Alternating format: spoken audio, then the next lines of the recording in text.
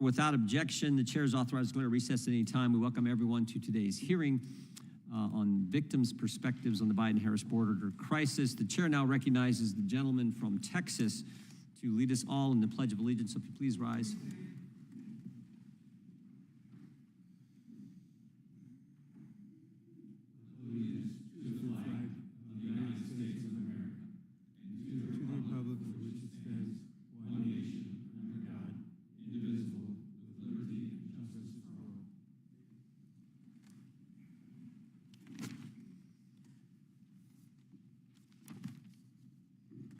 Chair will now recognize himself for an opening statement. On day one, the Biden-Harris administration made 3 changes that led to the unprecedented situation we've seen in our country. Day one, they decided no more building the wall, no more remain in Mexico while we evaluate your asylum claim, and once you get here, you will not be detained, you will be released into the country. And as a result of that, 10 million migrants have come into the country, 99 on the terrorist watch list. We've lost track, they've lost track of hundreds of thousands of young people who came into the country.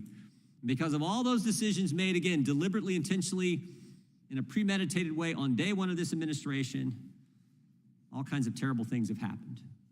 All kinds of terrible things. Jocelyn Nungary, Noah Rodriguez, Kayla Hamilton, Weston Funder, Rachel Marin, Laken Riley, Maria Gonzalez, Sam Fagan, Gabriel Fagan. Each one of these individuals were someone's child. Each one had a promising life ahead of them. Each one had people in their lives who loved and cared for them. Each one is a victim of the Biden-Harris open border policies. Jocelyn and Maria, not yet even teenagers, were brutally assaulted and murdered by illegal aliens who were released into the country by this administration. Kayla and Laken, young women pursuing their dreams, were brutally assaulted and murdered by illegal aliens who this administration released into this country. Rachel Marin, a mom of 5 young children, was brutally assaulted and murdered by an illegal alien welcomed into this country by Kamala Harris and Joe Biden. Noah Rodriguez, Sam Fagan, Gabriel Fagan, Weston Funder, teenagers and young men with bright futures were poisoned by fentanyl that this administration refused to stop from flowing across our southern border. You may have heard these names and stories and those of countless other victims of criminal illegal aliens, but not from Kamala Harris. Last week, a teenager in Manassas, Virginia was allegedly kidnapped by an illegal alien reportedly released into the country again by Joe Biden and Kamala Harris's administration. In January, 2 New York City police officers were assaulted by a group of illegal aliens who entered the country thanks to this administration's open border policy. In May of 2023, a teenage girl in Alabama was viciously assaulted in a restaurant bathroom by an illegal alien with a violent arrest record in his home country, who was able to enter the country as a, quote, got away because of this administration's policies that ensure Border Patrol agents are too busy processing illegal aliens to actually patrol the border and do their job. Last February, a Nassau County, New York man was the victim of a brutal anti-Semitic attack at the hands of an illegal alien who this administration released into the country. I could keep listing these stories. This is what happens when you have an administration that doesn't care about border security, that prioritizes aliens over Americans and legal immigrants, and that refuses to enforce immigration laws in the interior of the country. I'm sure that we'll hear a lot of excuses from my Democrat colleagues today. We will hear how the illegal border crossings have decreased. Of course, we all know that the Kamala Harris and Joe Biden are flying illegal aliens right now into the U.S. interior. We will hear that tired and flawed argument that natives commit more crimes than immigrants. Even if that was true, would it matter to Rachel's family, or Kayla's mom, or Jocelyn's mom, or Weston's family? The truth is that in every crime I've discussed, every one committed by an illegal alien was preventable. If only we had an administration that did their job. But unfortunately, we don't. We have a Democrat presidential candidate who for years advocated for open borders. She was appointed the border czar, yet presided over the largest mass illegal immigration in U.S. history. She has called for ICE to be abolished. She has laughed off questions about border security. She has promoted amnesty. She has said that, quote, undocumented immigrant is not a criminal. Thanks to Kamala Harris and Joe Biden, we're on track to get to 12 million illegal aliens in the United States in this 4-year administration. 12 million. I always tell folks, 12 million, that's the equivalent of the entire population of our state of Ohio, 7th largest state in the union. And that's not even counting the 1.9 million known gotaways who've evaded Border Patrol or the unknown number of gotaways who've not even been detected. American communities are left to suffer the consequences. We're going to hear from people who've suffered it in a direct way today. And with that, I would yield to the ranking member for his opening statement. Thank you, Mr. Chairman. Mr. Chairman, before I start, I'd like to take a moment and express my sincerest condolences to all of our witnesses who have lost loved ones and to all of their families. I cannot imagine how difficult this loss has been for you, and I appreciate you being here to share their stories. May their memories be a blessing. Unfortunately, instead of working in a bipartisan fashion to find meaningful solutions to our broken immigration system, we are sitting in yet one more partisan hearing designed to divide us and to score political points before an election. In fact, one of our Republican colleagues said the quiet part out loud last week when he said in this season, quote, "These are messaging hearings that we've been doing," close quote. With only 8 weeks until Election Day, our Republican colleagues are trying to do everything they can to blame Vice President Harris for what they now call the Biden-Harris border crisis. They label her the border czar and the leader of the administration's border policy, even though they know that that is not and never was the case. Let's be clear.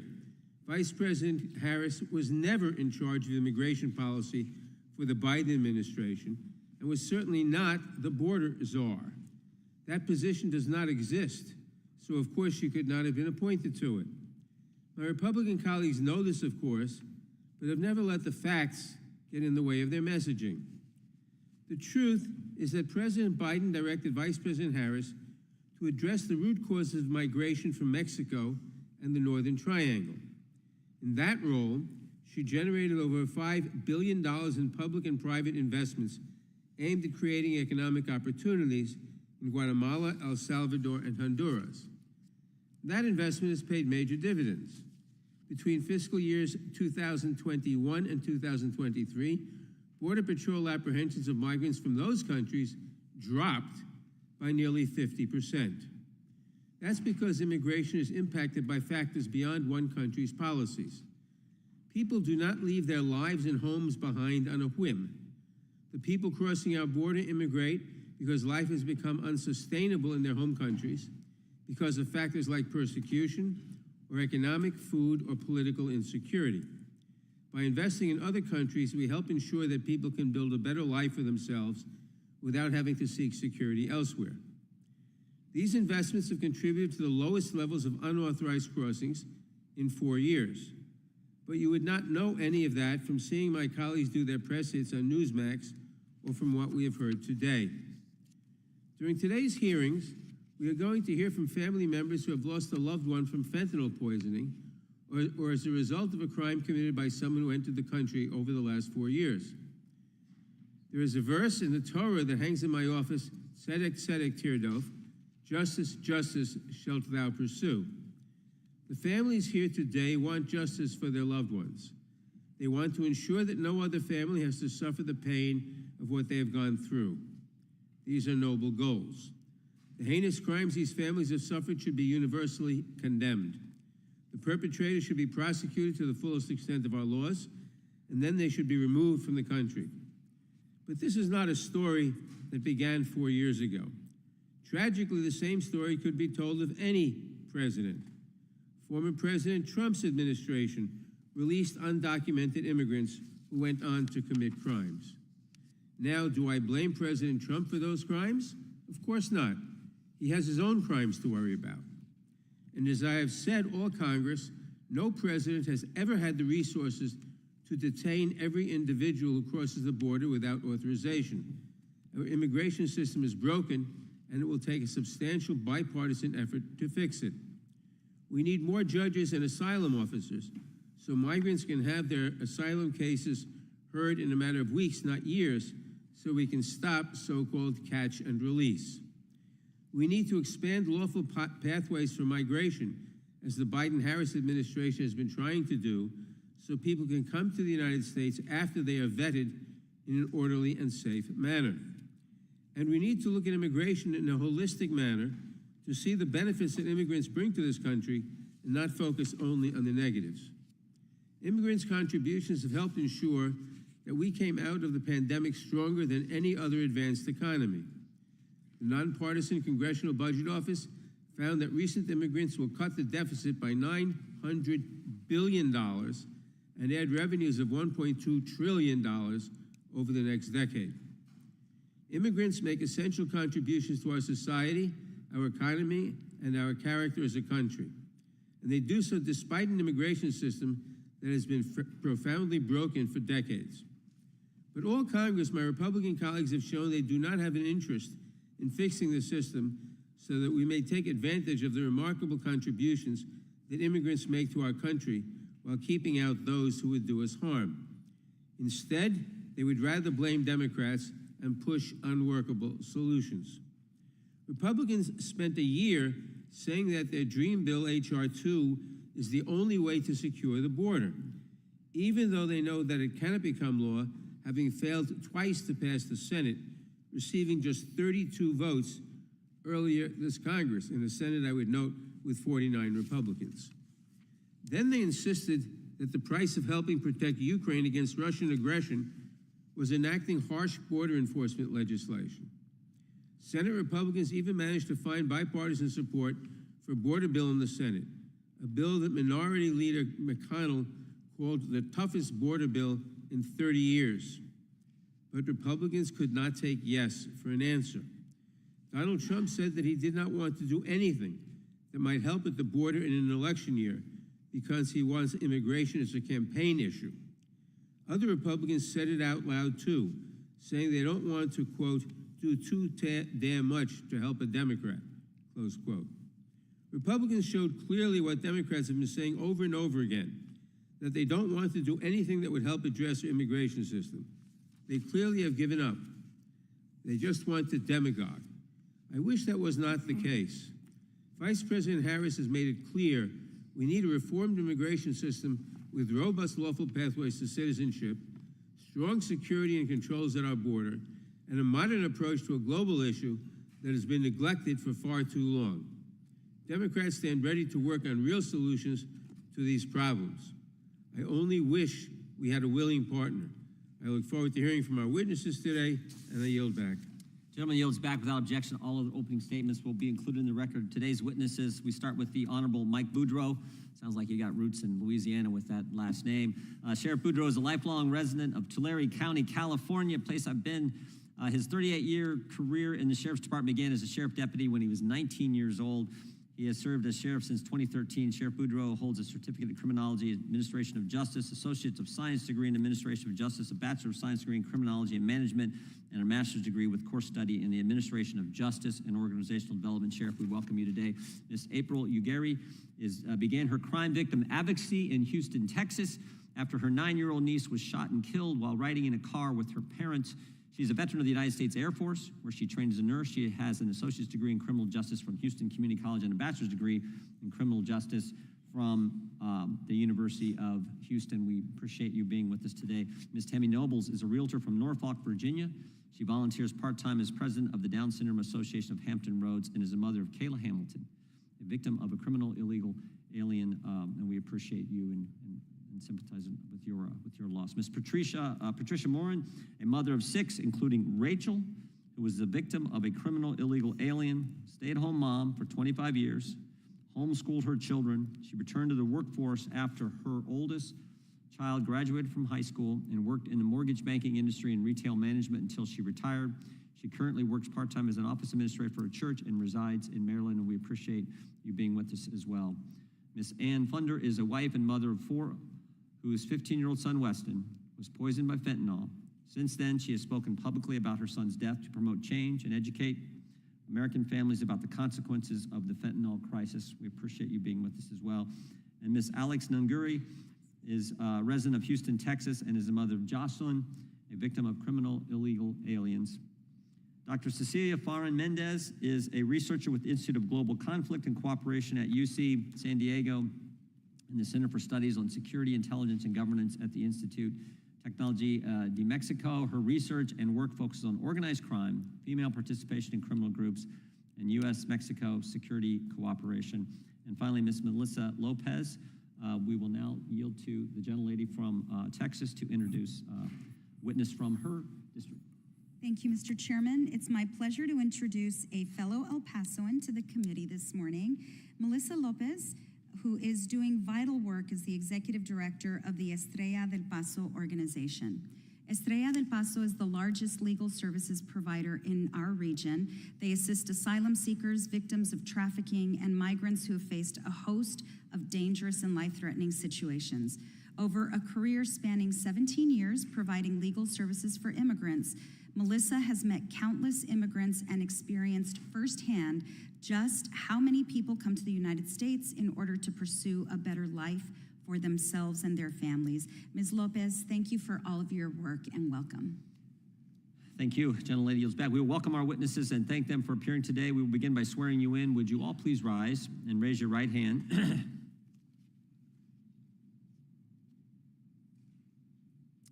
Do you swear or affirm under penalty of perjury that the testimony you're about to give is true, correct, and to the best of your knowledge, information, and belief, so help you God? Let the record show that each of the witnesses answered in the affirmative. You can be, thank you, you can be seated. Please know that your written testimony will be entered into the record in its entirety. Accordingly, we ask that you summarize your testimony in 5 minutes. We're gonna run right down the line, we will have to break in about 35 minutes. There's an important ceremony taking place over in the Capitol for the families of folks who were killed in Afghanistan 3 years ago. And members want to be that, but we'll take a break and we'll have some food for you. But we're going to start with the sheriff and then move right down the line. So Sheriff Boudreaux, you're recognized for 5 minutes. Chairman Jordan and Ranking Member Nadler and distinguished members of the committee, my name is Mike Boudreaux. I am the sheriff of Tulare County in California. Tulare County sits in the heart of California, right in the center. We're a very large agricultural community. I have spent 38 years in law enforcement working in the sheriff's office and working with victims throughout my career. I am also an FBI National Academy graduate in Class 251, where I have law enforcement leaders from all over the country and as well all over the world who I have connections with. When it comes to the dangerous and sometimes deadly impacts of what I feel is a failed Biden-Harris administration on open border policies, the impacts of illegal immigration in California, I must say that I have a front row seat. I also served as the California State Sheriff's Association president, where I meet regularly with all other 57 sheriffs, there's 58, me being number 8, in the state of California hearing their stories. There's a few examples that I would like to be able to provide today. We have a long issue of illegal immigration in California. However, over the last 3 years of the Biden-Harris administration, we have a deadly impact of violent criminals coming into our communities. We have migrant communities of farm workers who are now infiltrated and terrorized by those that they had fled other countries from, who are now in our communities terrorizing them, threatening their children, to be involved in drug trafficking, gun running, drug dealing, as well as gangs and sexual activity of children. I'm very involved with these migrant communities as the sheriff, and I can tell you the personal stories and impacts are heart-wrenching. Many of these communities have to do what's called paying rent. You must give money to the drug lord or the gang member or the violent criminal of those that you fled if you want to live peacefully within that migrant community. I'm very familiar with Kamala Harris as the Senator and Attorney General in California, and I can tell you that the words that she has often spoken when it comes to defunding the police and ICE kin to the KKK is demoralizing to law enforcement and those trying to protect our country and protect victims here in California and the United States. I have, as the president, walked the border, and over the course of the 38 years as sheriff, I have visited the border many times, and I have many friends in the Border Patrol as well as Homeland Security, and I can tell you that they are frustrated. Thousands of people coming through a day where I visited and I saw people from Yemen, China coming through. In our town, we had a friend of mine, Jody Jones. His brother was shot and killed at an AM/PM mini-mart where an illegal immigrant who had been deported 3 times over found his way back into the United States, attempted a robbery, and shot and killed a man. My deputies got into a pursuit and got into a violent shootout with this man. We have a case where that's called the reign of terror. I can tell you, as the Attorney General, Kamala Harris often lessened the impact of law enforcement with her quotes of defunding the police. I have story after story, but most recently what we're starting to see is an influx of Mandarin, or those from China. We're unraveling a human trafficking case of over 40 women who are involved in sexual prostitution up and down the state of California, who have found their way across the border and are here illegally, and that case is ongoing. We have financial crimes from Mandarin, thieves from China, who are stealing millions of dollars online from our elderly in the Central Valley and up and down the state of California. We had an illegal immigrant, El Mano Negro. He was a hired hand by the cartel, where we arrested, and finally he admitted to killing and assassinating over 25 people in our county at the hands of the cartel. We just unraveled a cartel in our county, dismantling that cartel.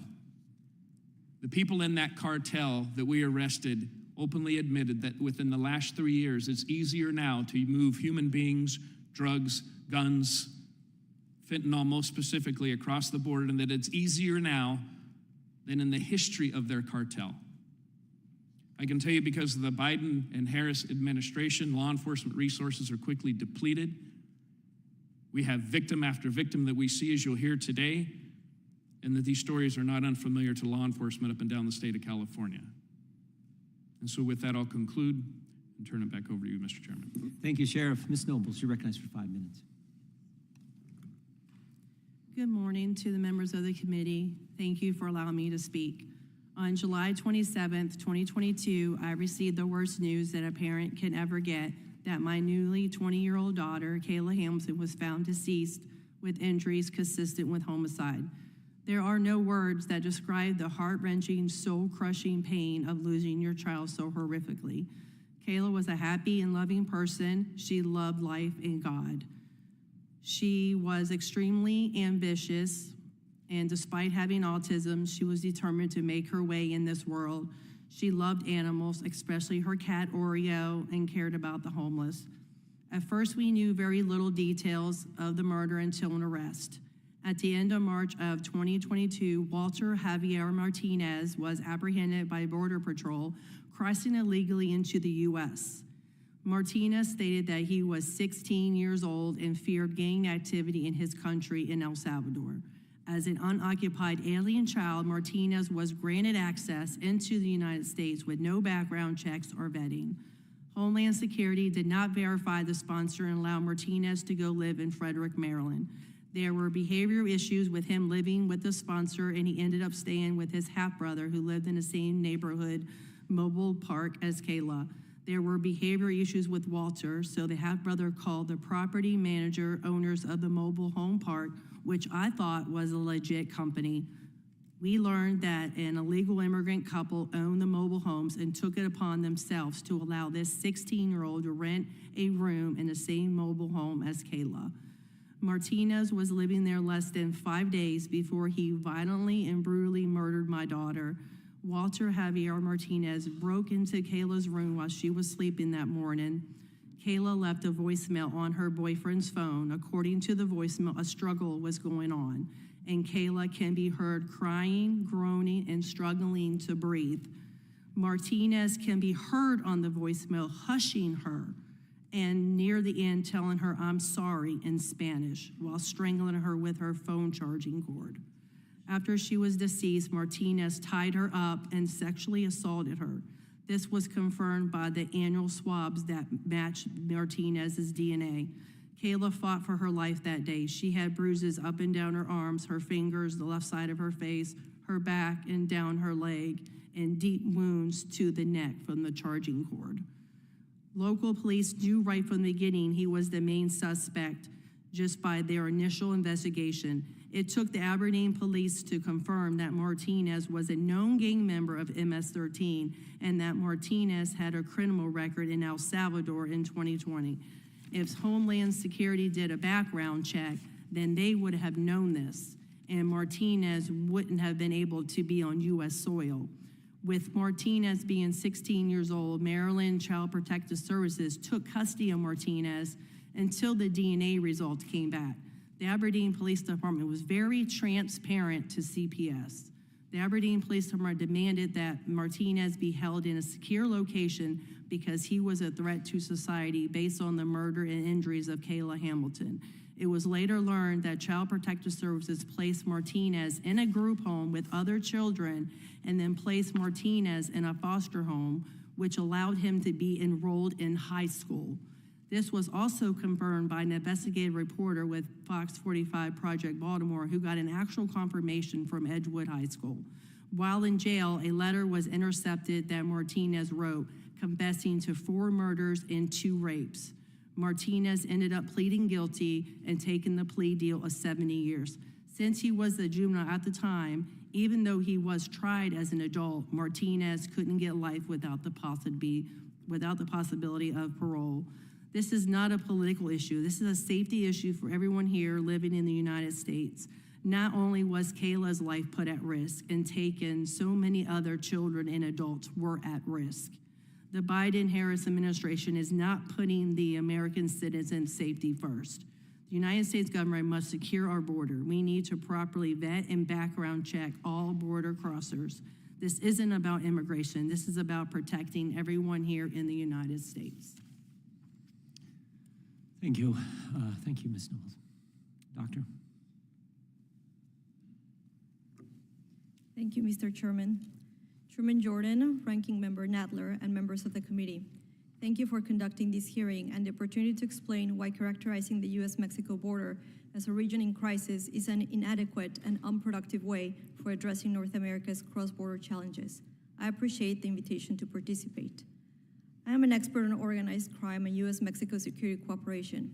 As a scholar of U.S.-Mexico relations and as a proud resident of the border region, I am convinced that transnational problems require transnational solutions. To the families testifying today, I want to acknowledge your grief. There are no actions that can reverse the tragedies that you have experienced. My testimony today does not seek to invalidate yours. On the contrary, it is precisely because I have witnessed and collaborated with families on both sides of the border that have lost loved ones that I am here to offer what I believe is a more constructive and sustainable path forward.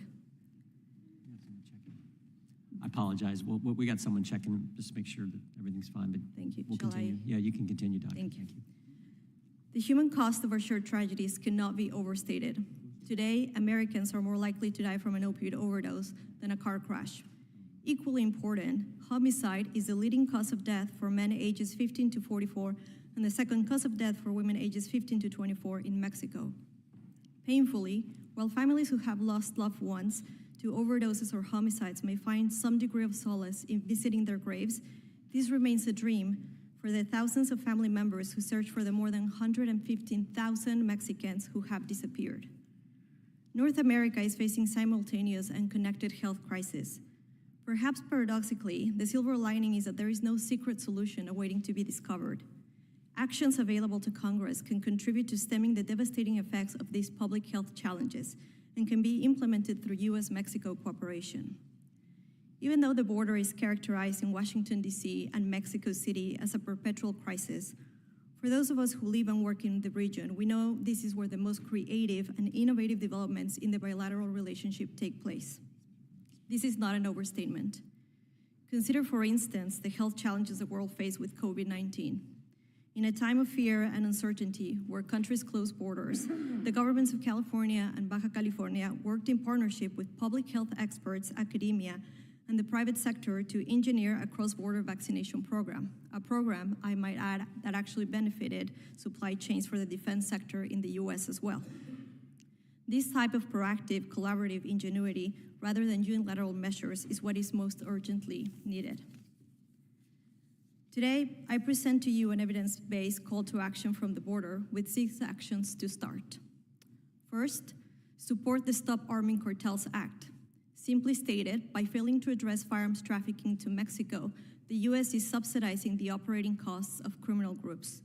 It is as if cartels receive an annual aid package with state-of-the-art technology to carry out the crimes this Congress wants to stop. Develop mutually accepted vetting mechanisms for exchanging information. Best practices from other parts of the world show that weakening the activities of organized crime requires trusted partnerships across countries. As long as Mexico and the US lack these mutually accepted vetting mechanisms, bilateral cooperation will be hindered. The Bipartisan Safer Communities Act is an important step in addressing straw purchasing and trafficking. However, successful implementation requires resources for prosecutors and the ATF. The BSEA also provides an opportunity for seeking meaningful cooperation with Mexican counterparts. Provide funding and support research for improved metrics of border security. In 2024, it is unacceptable that the indicators of border security are detentions and seizures. Recording how many people were stopped or how many drugs were seized hardly builds a smart border. There is significant room for improvement. These metrics should be developed in partnership with civil society, the private sector, and academia. And finally, visit the border and its binational communities. The border is not only a legal definition or a boundary between 2 countries. Our shared problems and their solutions do not stop and start where the fence meets the ocean. There is no first substitute for first-hand experience. Thank you for your time, and I look forward to your questions. Thank you, Dr. Ms. Lopez. You're recognized for 5 minutes. Thank you. Good morning, members of the committee. I'm grateful for this opportunity to appear before you today. My name is Melissa Lopez, and I am the Executive Director of Estrella del Paso, formerly known as Diocesan Migrant and Refugee Services. I'm an attorney who has spent my 17-year career working with and representing immigrants in immigration matters. Estrella del Paso is the largest provider of free legal services in far west Texas and New Mexico, serving nearly 58,000 people in 2023. In my experience, immigrants come to the United States to contribute in positive ways. They make our communities more vibrant by sharing their culture, language, and traditions. I was born and raised in El Paso, the child of immigrants from Mexico. Though born in Mexico, my parents are now naturalized US citizens and have spent more of their lives in the United States than in Mexico. I graduated from the University of Texas at El Paso in 2004, and then attended the University of Texas School of Law in Austin, graduating in 2007. As much as I loved living in Austin, I knew that I would be returning to El Paso after law school. I was blessed to be hired at Estrella del Paso, and the rest, as they say, is history. In my 17-year career, I have been blessed to work with thousands of immigrants from all over the world. My experience working with immigrants has taught me one special lesson. The only difference between me and my clients is where we were born. Had I been born just a few miles south of where I was, in the hospital in El Paso, I would be them. It has been my experience that the people I am blessed to serve are simply trying to provide for their families and ensure they are safe. My mom always says that a parent's goal is to create a life that allows their children to do better financially than their parents did. I find this to be particularly true in my clients. They walk well over 2,000 miles to ensure that their children are safe, can thrive, and live a peaceful life where they can achieve their dreams. In truth, I'm a prime example of what children of immigrants can do. I'm the first in my family to graduate college. I'm the first in my family to obtain a professional degree. And I'm the first in my family to become an attorney. I am who I am because I have seen my mom work hard and fight through adversity and have a grit that I wish I had just a little bit more of. I think one of the biggest blessings of my life is being born and raised in El Paso. El Paso is a binational, bicultural community in far west Texas that sits on the border between the United States and Juarez, Chihuahua, Mexico. El Paso is a community rich in love and culture. El Paso is an immigrant community. So many people are born in El Paso but raised in Juarez, or vice versa, as was the case for my parents. El Paso is consistently ranked among the safest cities in the country, surpassed only by Honolulu, Hawaii, a few years here and there. El Paso is a safe city because we are an immigrant community. The worst crime committed against Hispanics in U.S. history was a mass shooting that occurred in El Paso on August 3rd, 2019. The perpetrator of that crime was a white supremacist born in Dallas, Texas, who drove over 600 miles to massacre 23 people and injure hundreds more at a Walmart in El Paso. He systematically sought out immigrants due to the dangerous rhetoric that all immigrants are bad. After the shooting that killed both United States citizens as well as immigrants from Mexico and Germany, El Pasoans wrapped our arms around the survivors because that is who we are. El Paso, very simply, is love.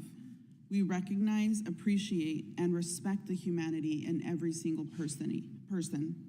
We treat people with the dignity they deserve because at the end of the day, we all are human beings. Thank you. Thank you. Ms. Ugire. Ms. Ugire, just hit the mic there if you could. Thank you. As a daughter of immigrant parents, I am ashamed of what the Biden and Harris administration has done to our country by opening our borders to all, including criminals, who are wolves in sheep's clothing. Doctor, I heard you mention that over 115,000 people are missing in Mexico. I know. One of those people is my cousin, and all of my family lives in Mexico. We have to comprehend that the majority of those are women, and there's a word that is used in Mexico, and it's called femicidio, and that's called femicide, the act of being murdered just because you are a woman.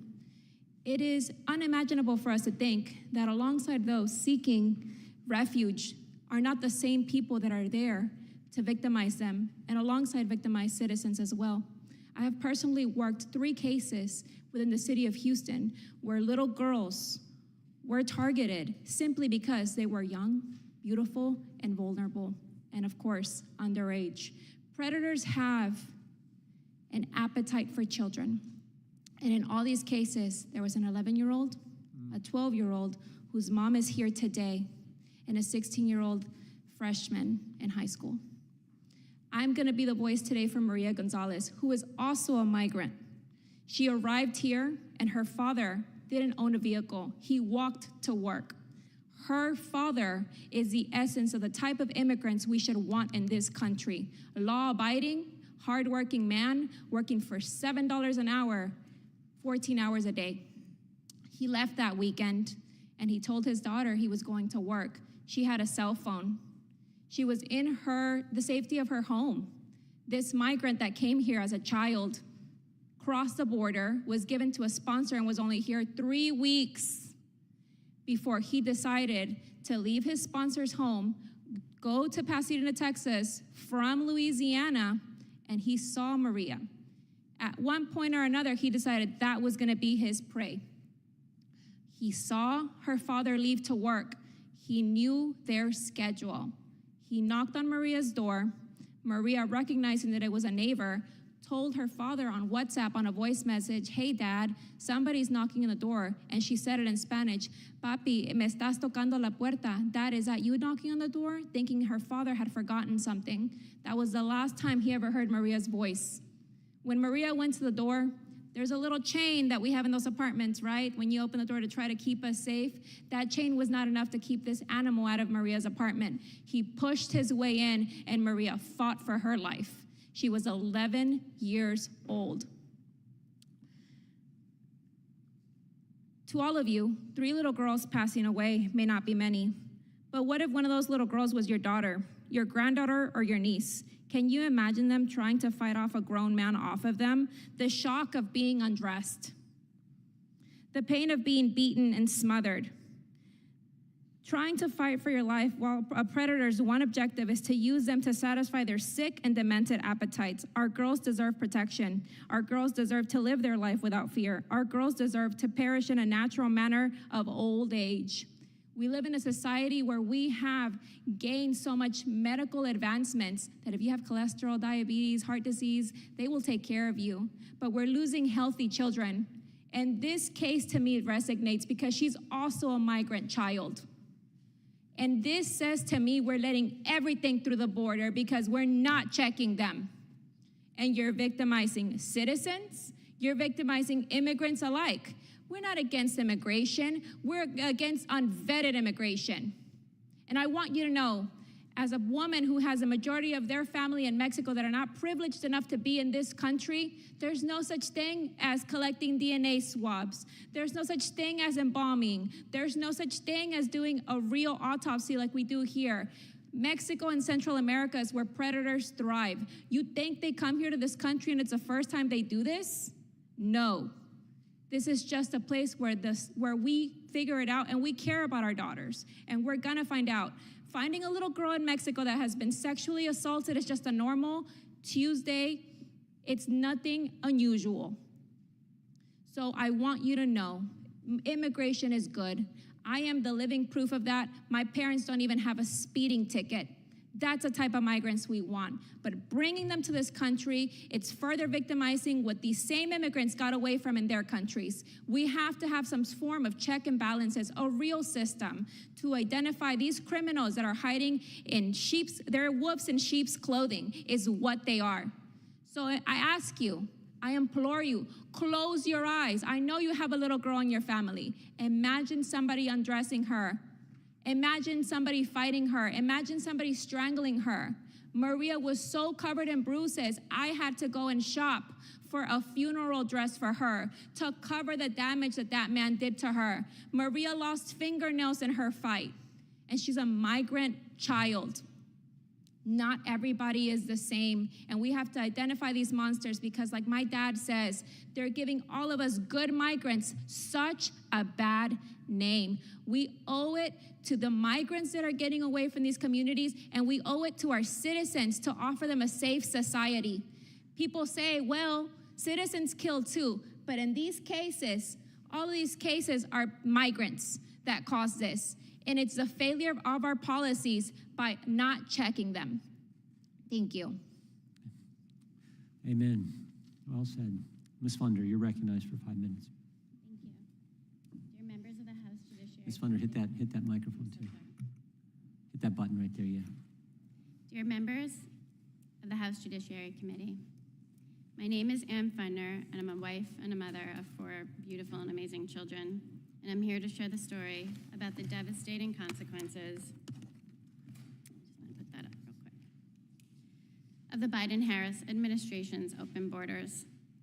I hope that by sharing my pain, others may be spared the same heartache. I want to tell you about my firstborn son, Weston. He was an extraordinary child. He was the best big brother. He was a sweet and loving son and a great friend to so many and a joy to everyone who knew him. We attended church. He loved football, hockey, surfing, had so many friends. He had a great heart of gold and a compassion for others that I've never seen on another person. He was always standing up for other people. My husband and I were fully involved in our children's lives, and Weston, like so many teenagers, he wanted to fit in. And during his second semester of his freshman year in high school, at the early age of 15, he succumbed to a moment of peer pressure. He made one tragic mistake, and it took his life. And in February of 2022, our lives were shattered. Our firstborn son, my everything, he was gone. And his whole future and everything that we had prepared him for, all of our hopes and dreams, were stolen in that instant. And despite our best efforts, and our conversations about the dangers of drugs, and our constant support, and our love for him, and he knew he was so loved, fentanyl claimed our son. But our kids are supposed to learn from their mistakes. And 20 years ago, this would not have killed my son. But they're dying from them. Kids today can't make mistakes. Fentanyl changes everything. Illicit fentanyl came over the open borders illegally that killed my son. It didn't give him the chance to learn from his mistake, and I hold Joe Biden and Kamala Harris responsible for my son's death. Their open border policies have led to this devastating crisis.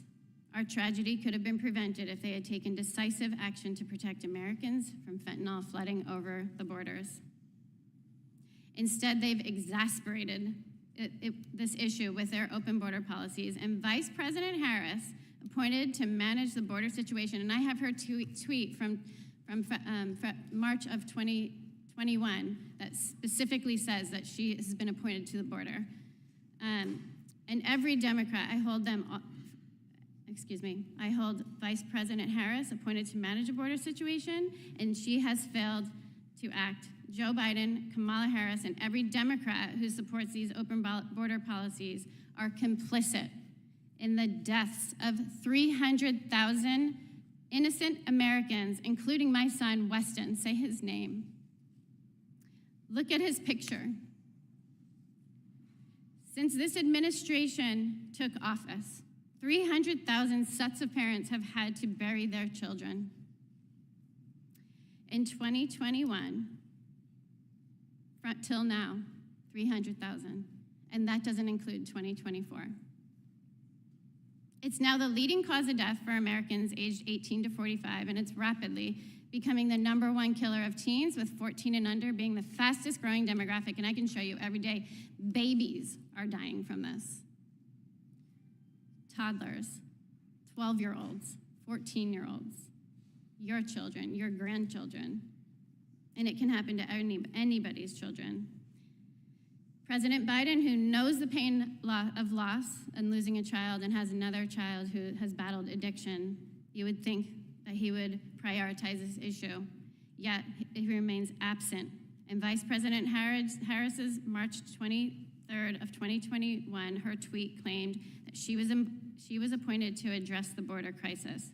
She acknowledged the difficulty of the task, but that it was a necessary one. However, for over 3 years, she has done zero to address this problem. The open borders are a matter of national security, and when this administration opened the borders, they gave operational control to the cartels who are operating a multi-billion-dollar business on American soil. I just want to say that, unregulated, tax-free. While not addressing the problem, it will continue to happen. I want to tell you how evil this drug is on our children. If your child tries fentanyl one time, it's not a matter of if they will die, it's a matter of when. The drug dealers are very well trained, and they are manipulative and predatory. They know it's 50 times more addictive than crack, and so if your child tries it once, they've got a customer. Withdrawal symptoms set in after one time of trying it. Within 2 to 3 hours, your child will be battling severe symptoms that we as adults could barely handle. And drug dealers, like groomers, convince your child that they can't tell their parents. They've done something wrong. So they give them more. And now you have a child trying to deal with an addiction that they never wanted for the first time in their life. And for $7.50, you can deliver it to your front door, placed under a mat, where your child can deliver it to their front door on social media. Parents are finding their children dead in their beds, a place that should be their safe space of comfort, where they lay their heads at night. And in the morning, parents are waking up to this nightmare. And it's being supported by drug dealers, supported by the cartels, coming over our wide open borders. This one. Okay. I'm almost done. Yeah, go ahead. Okay. Quickly. Okay. Thank you. Few in this room can truly understand the depth of my pain, and unfortunately, too many families in America can. Weston is gone, and his death is a direct consequence of the decisions made by the Biden-Harris administration. The open borders have been allowed to persist and have led to tragedies like the one that I shared and shattered my family. I stand before you today to hold them and anyone who supports open borders accountable, and I implore you to take this to heart. Thank you. Let this be a catalyst for change, because the decisions that we make will prevent further tragedies and save lives. Thank you for your time, and thank you for the extra time. You bet. Thank you. We're going to go, if we could go real quick, but then we do have to take a recess. Ms. Moran, you're recognized for 5 minutes. Thank you. I have before me a written statement, but it's hard for me to read off a piece of paper, so I'm just going to share from my heart. Yeah. My daughter, 37-year-old woman, she has 5 children. On August 5th, she went for a walk on a trail in a small town. We live in a small town in Maryland. We've walked this trail for over 25 years as a family, so it was very familiar, very safe. She went for her daily run. She didn't come home that night. The next day, they went out looking for her. They found her, and I'm going to tell you what the court records have said. They found her badly beaten. She was strangled. She was raped. The medical examiner said she had bruises that blanketed her body. She had 10 to 15 head wounds, and she was stuffed into a drain pipe. I went to the funeral home because I had to decide if we could do an open casket for her, for our grandchildren, for our family. And you could tell from looking at my daughter that they had filled in all the holes with wax. They tried to straighten her broken nose and tried to align her face back the way that to look normal. And she was covered with makeup so thick it didn't even look like it was a human being. And I wasn't allowed to see from the neck down the rest of her body. This person is, we found out after an investigation, we had DNA that came off my daughter, DNA from a crime that he had committed in Los Angeles where he attacked a 9-year-old girl and the little girl's mom. It turns out that this man was an illegal immigrant from El Salvador. Tammy Nobles and I live in the same town that Tammy Nobles' daughter lives in Maryland. My daughter lived 15 minutes south of this town. An illegal immigrant, he crossed the border 3 times, was sent back. The 4th time, he was a got-away. If they had at any time did the cheek swab for the DNA, they would have known that this person had a Interpol warrant for his arrest for murdering a woman in El Salvador, which is why he was fleeing to America. After he murdered my daughter, he stayed in the same town where he murdered her, continued to work in restaurants, and changed his appearance. And we did a nationwide search. We did flyers, we did commercials, we've done everything, interviews, everything we could to keep her story alive, to tell the horrible thing that happened to my daughter. I wish there was a way to show you pictures of her and what she looked like, what the crime scene looked like.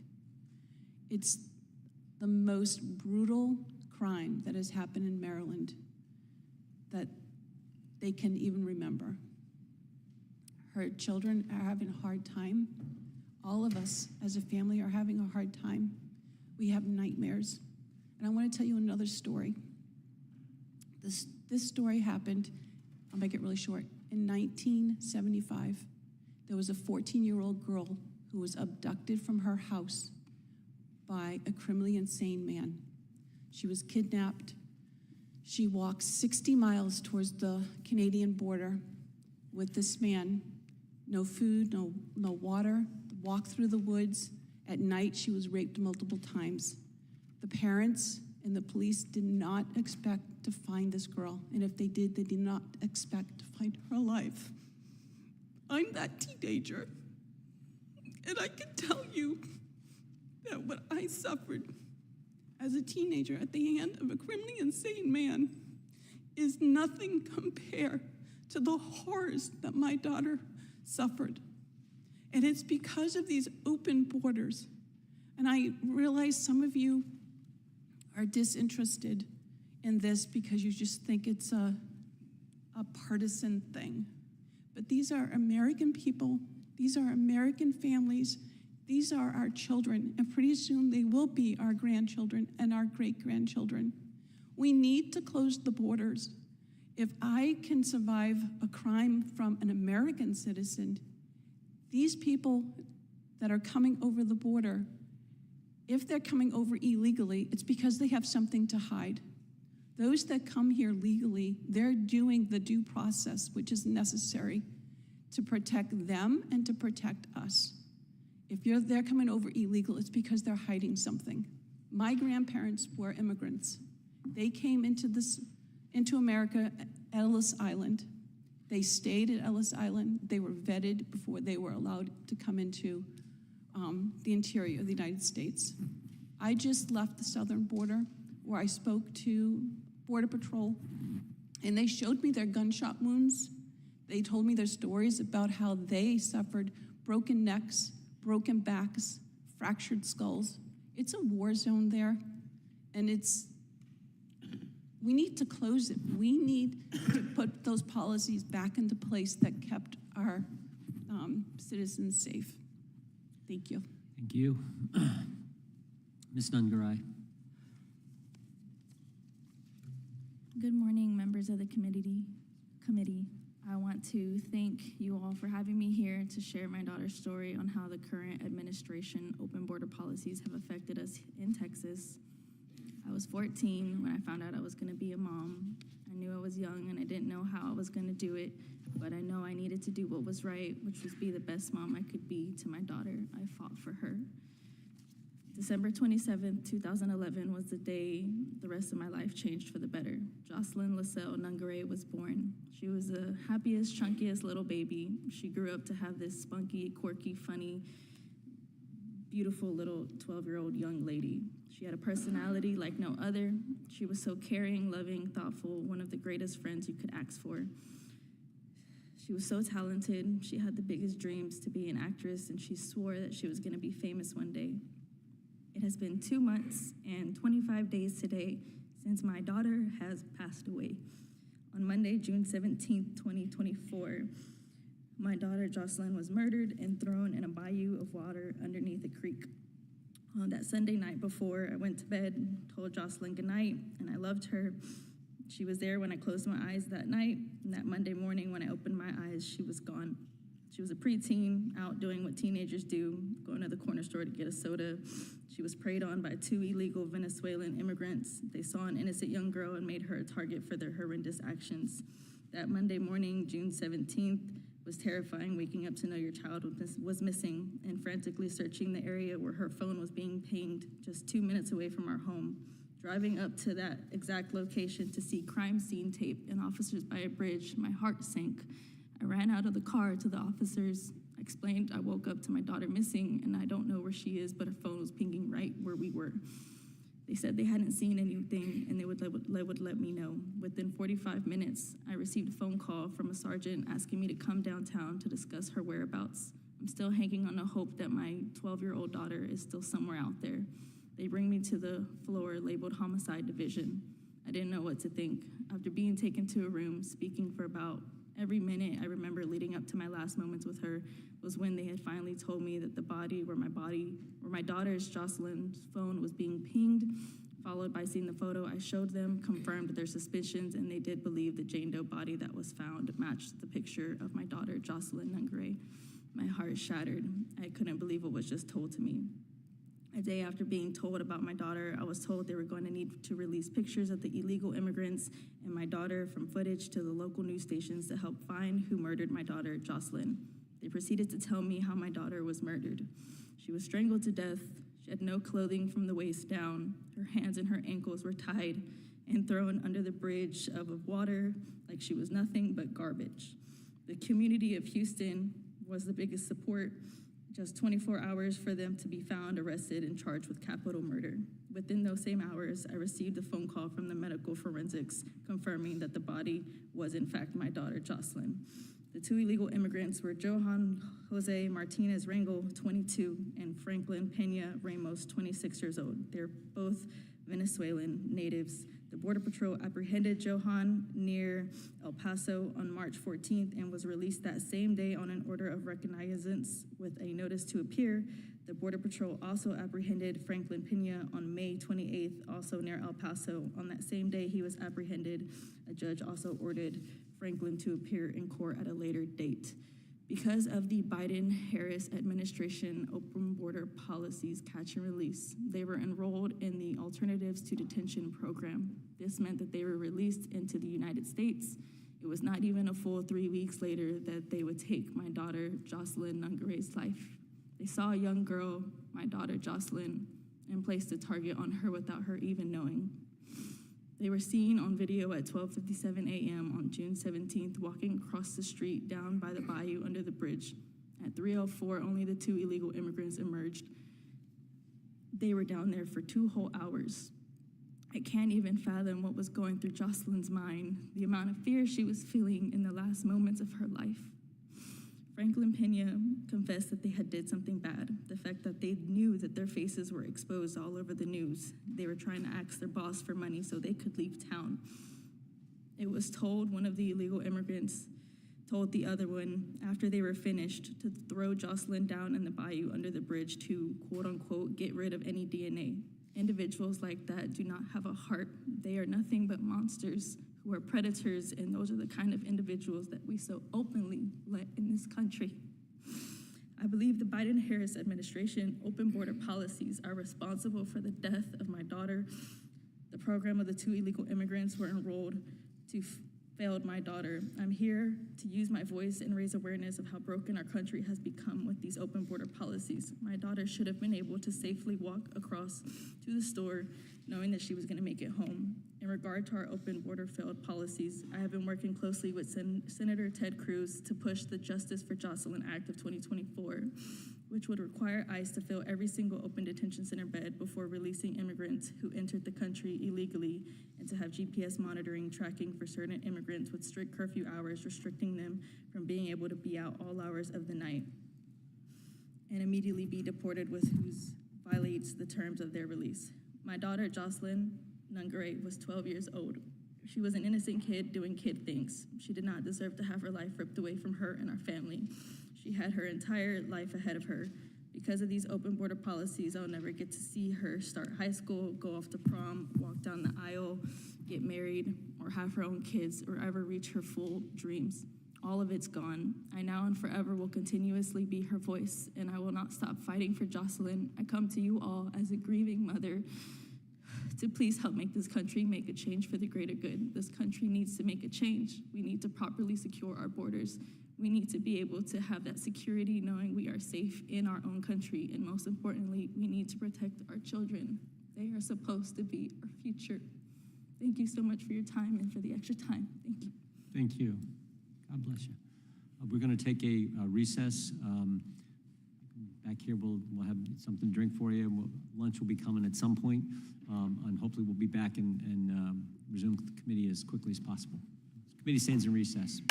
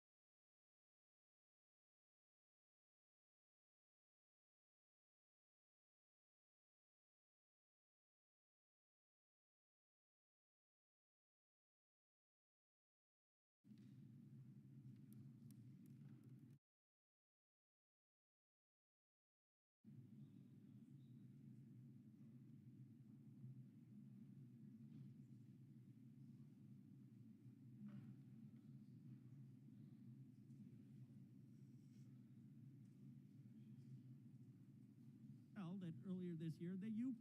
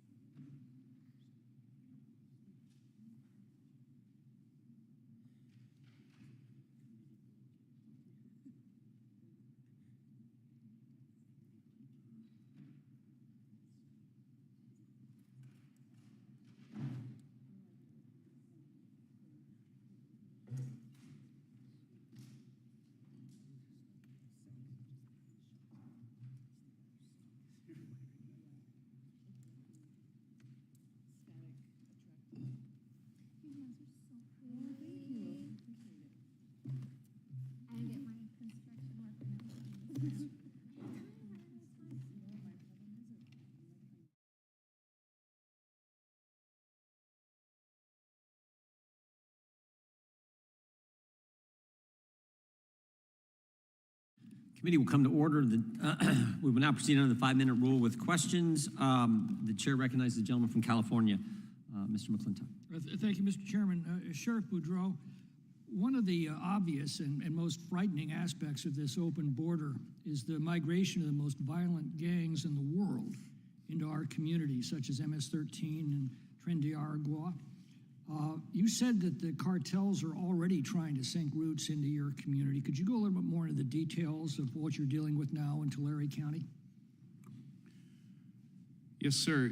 What's interesting is that the cartels have actually infiltrated within California, even within agricultural businesses and businesses up and down the state of California. They are very smart, very good at what they do. They're businessmen. They're also very dangerous and violent, and they lead by intimidation and fear. In our county alone, the cartel that we dismantled was a Sinaloa cartel. The DEA is, of the 50 people we arrested, the DEA is still hunting down the primary suspect who actually lives in Sinaloa, Mexico. During the course of this investigation, we did learn that homicides had taken place up and down the state, as well as in the central San Joaquin Valley. And did you say that one suspect was responsible for 25 murders? Yes, sir.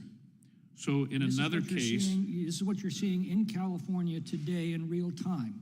Real time. We have a man who was an assassin working for the cartel. And this man admitted to over 25 different assassinations that took place at the direction of the cartel. He was discovered after he had committed a homicide and accidentally had left a receipt from a gas station, and we caught him on video and was able to speak with him, and during the course of the investigation admitted to those. But what he also admitted is that he was responsible for a certain area of California, and there were many other assassins assigned by cartels in California, throughout California, that were responsible for those areas. So this is going on all over the state, presumably, all over every state. Are you hearing from other sheriffs about these issues? I am. And what are they saying? They're saying much of the same thing. You know, Sheriff Lamb is a good friend of mine out of Arizona who he and I speak pretty regularly. Much of what I speak of in regards to California and the violence as well as the human trafficking, it's mirrored in other states all throughout the United States. Now, illegal migrants often arrive into this country deeply indebted to the Mexican cartels that do actually control the border. How do the cartels enforce these debts on the other migrants? Enforce on the other who? On the other migrants.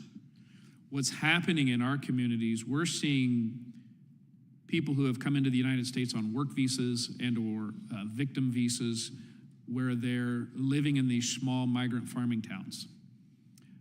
The cartel wants to control these migrant towns and truly lead the same way that they are in other countries, specifically in Mexico. So the violence we're seeing in Mexico is already here and is in the process of getting deeply rooted into our communities. It's already rooted. Wow. What impact would you say sanctuary policies are having on this phenomenon, as well as the Democrats' no-cash bail bonds? Well, I can speak to California. As you are aware, Senate Bill 54 made California a sanctuary state. Here's some of the problems that we're facing. Every sheriff in the state of California in times past used to be able to ask immigration status of those who are arrested and coming through our jails. That no longer is in existence. Sheriffs and law enforcement are no longer allowed under Senate Bill 54, supported by Kamala Harris at the time, spearheading much of the Senate Bill 54 with Sacramento Democrats. So when the Democrats tell us, well, there's no real evidence that illegal migrants cause more crimes, you're not even allowed to ask if they're illegal migrants. Well, and that's part of the formula. If I'm not able to ask, then there's no data to support. And so we are legally bound in California from asking someone their immigration status under Senate Bill 54. Now, the New York Post recently reported that NYPD officers were estimating that about 75% of the violent crimes they're arresting in Manhattan are committed by illegal migrants. Can you give us a rough estimate just from your experience, what you think is going on in I'd have to give you California? experience and opinion because the data doesn't Right. allow me to collect it through the formula. Right, but what's your estimate? But what I can tell you is that the crimes that we're seeing based on our investigations, we're well over 50%. Wow. I see my time's expired. Thank you. Thank you, sir. Thank the gentleman. Gentleman yields back. The gentleman from Maryland is recognized for 5 minutes. Thank you, Mr. Chairman. My staff prepared a speech for me today. I'm going to set that aside and just speak to the witnesses today who are survivors. And I want to say that I certainly offer my condolences. My heart goes out to you for the losses that you've suffered. I did want to say this too, though, in a slight departure from the script that these hearings typically take. I'm a former prosecutor. I spent 4 years as a prosecutor here in Washington, D.C. During the height of the crack wars, we averaged about 450 to 500 murders here per year. And then a short time after that, I became the state's attorney in Prince George's County, Maryland. Ms. Moore and Ms. Nobles, I think you're both from Maryland, and I think the people that handled your cases were state's attorneys as well. And one of the things I found, I got there in office in 2002. I didn't realize it when I was running, but there was a gang called MS-13 that had come to the district, Maryland and Virginia, and was a highly violent gang. They are organized criminally, and they were 20 plus years ago at the time, and they commit extreme violent acts along the lines of what you're talking about. Include, I think the first case we had was they killed a witness with a golf club. As a 14-year-old girl, they tricked her into going into a cemetery and they beat her to death in the head using a golf club to kill her. And I guess Bush was the president at the time. And, you know, we had similar kinds of issues as what we're talking about today. People going and coming back. They'd get deported from here even after being prosecuted. They made them serve out their jail time, and then they would deport them back to El Salvador. But one of them I talked to subsequently, he'd become a witness against other members in the gang, said basically they just viewed it as a free trip home because they knew that they could come back whenever they wanted to. And that was 2003. I think one of the things I'd like to say to you all is I deeply respect taking up the mantle that you've taken up today. You're able to speak with a moral authority that politicians like me really can't. And I know you'd rather trade that in a heartbeat to get your loved ones back. And I know we can't do that today. But I'll say this as well. I've been involved in public service for a long time. In fact, that was my first boss in politics right there, John Conyers. He was the chairman of the committee last time it passed legislation on immigration, which was over 35 years ago. And I also had a chance to, and they did that on a bipartisan basis, by the way. And when I was state's attorney in Prince George's County, we did a joint prosecution with the federal prosecutor in a RICO case. We took down 23 gang leaders. The prosecutor in that case was Rod Rosenstein. And Rod and I had known each other because we'd been on the opposite sides of the Whitewater case. I worked for the Senate Democrats, essentially defending the Clinton administration. He worked for Ken Starr, essentially trying to take down the Clinton administration. And he was obviously a Republican. I was obviously a Democrat, but we were able to come together and work that case together and do it in a successful way.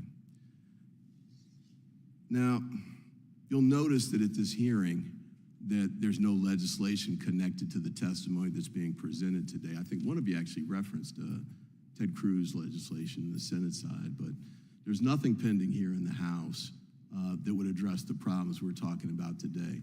We had the chance to do that, but we chose not to do that. The chairman and my Republican colleagues chose not to do that, and there's a story behind that I don't have time to tell, but it doesn't really get to the point I want to make to you, which is this. Beyond this election cycle, because that's an issue that's in the way of getting something done right now that'll address the kinds of problems that you're talking about, there's going to be more opportunities for you to use your voices and your platforms to address these kinds of issues. I'm a Democrat, you're Republicans, or they're Republicans, you may be independents, I don't know.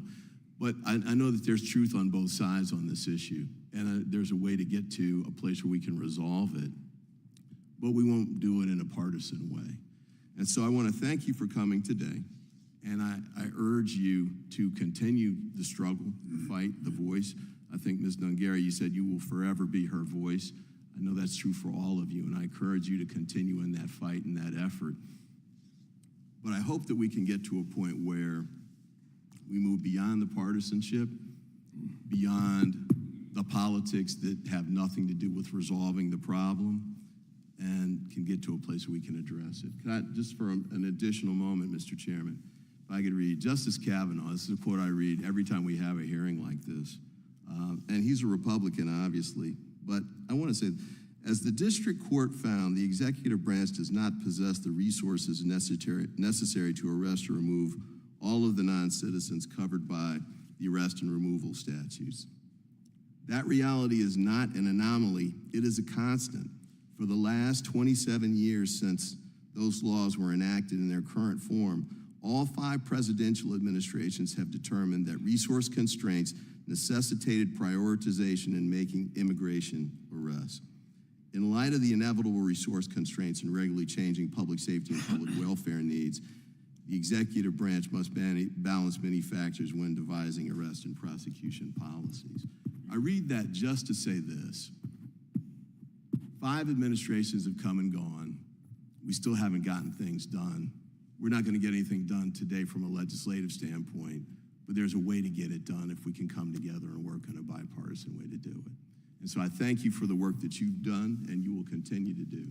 And I yield back the balance. The gentleman yields back. Before yielding to the gentleman from Arizona, I would just point out, bad things may have happened 20 years ago, but obviously more bad things are happening now in light of 10 million people in 3.5 years coming into the country. That's the different dynamic.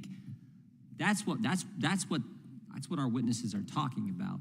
I yield to the gentleman from Arizona. If I might, 5 minutes. Mr. Chairman? I gave you an extra 2 minutes. Mr. Chairman, thank you.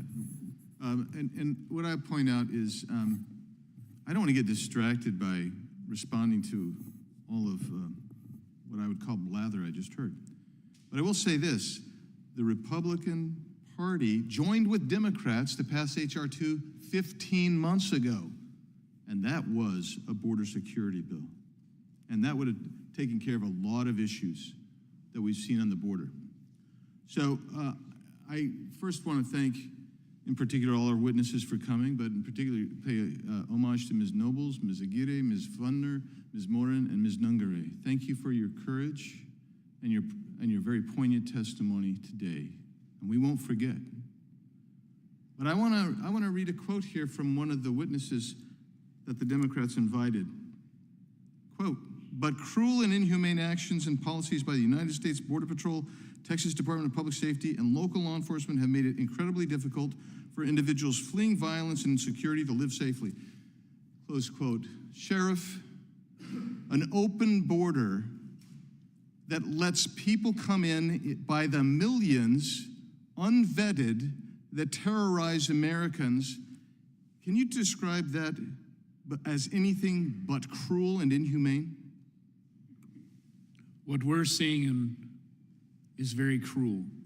When I'm looking in the eyes of 11-year-old girls who have been brought across the border and been raped, when we have young families who have been brought across the border as victims of human trafficking landing in the United States, specifically to what I can speak to in the central San Joaquin Valley of California, not one or two, these are hundreds of people coming across as victims, where they're brutally raped, beaten, and used in the sexual way and in the sex industry. It's cruel. I feel that if we secure our border, we vet the people coming in, we identify the most egregious and felonious and those with mental health conditions that are impacting the safety of Americans and Californians, as to what I can speak to, I would identify your statement as being true, very cruel. So just for relational or contextual matter, the Yuma sector, which is one of the largest on the southwest border, in the last year of the previous administration, their encounters were about 8,600. And that includes unaccompanied minors, single men, family units, and others. About 8,500. During the height of what we've seen going on under this administration, the Biden-Harris plan on the border, Yuma at one point was getting that weekly. There have been weekends that they've gotten that. It's now back a pace where it takes about 3 to 4 weeks to get that. What they experienced in 1 year, that small community is seeing about once a month now. And it comes with it the flow of individuals that are totally non-vetted. Away they go. We don't know where they're going. The number one got-away corridor, the Tucson sector in which I live. Number one got-away. We don't know who they are or where they're going. We know that they are trying like crazy to evade capture. And they get into the communities, and you see what's happened by the testimony today. And I keep on my computer, and I was just looking at it earlier today. There literally were hundreds of articles over the last 3 months of violent crimes perpetrated on Americans and those who are legally in the country by those who've illegally come into the country and been released. It isn't a matter necessarily of resources because there are ICE beds and ORR beds available. It is a matter of policy because they won't let you, Sheriff, actually report to ICE and request information. And if there's an ICE hold, can you turn them over to ICE? You cannot.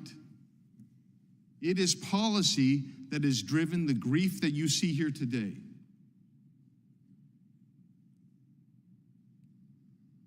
My time is up. Gentleman yields back. Gentlelady from Texas is recognized. Thank you, Mr. Chairman. I first want to also express my profound condolences to each and every one of you who've suffered loss. I have 2 kids. I'm a mom. I would do anything for my kids, and I cannot imagine the grief of losing a loved one in such a tragic way. So I want you to know how much I respect the courage that it took for you to be here today to share your grief and your pain.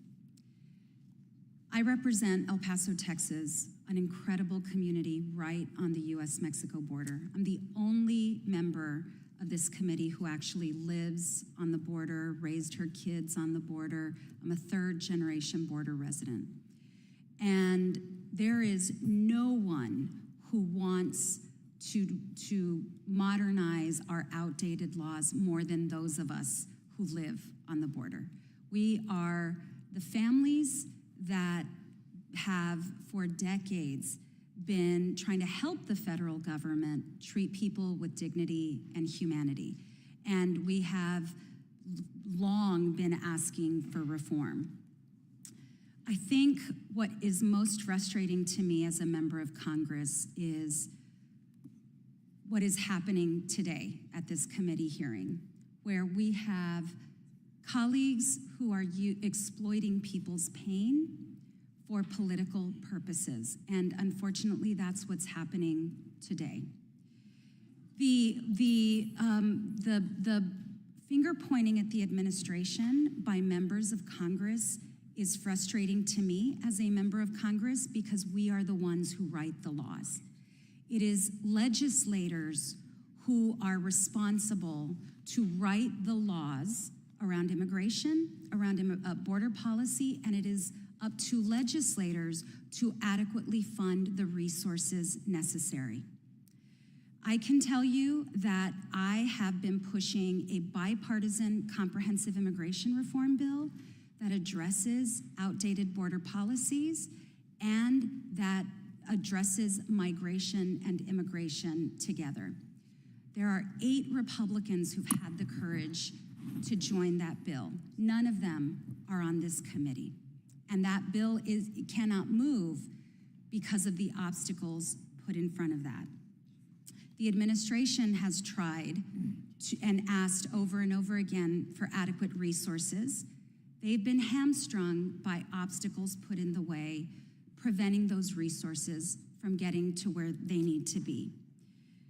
Mr. Ivey mentioned a Senate bill so draconian, I could not have voted for it. It was enforcement only.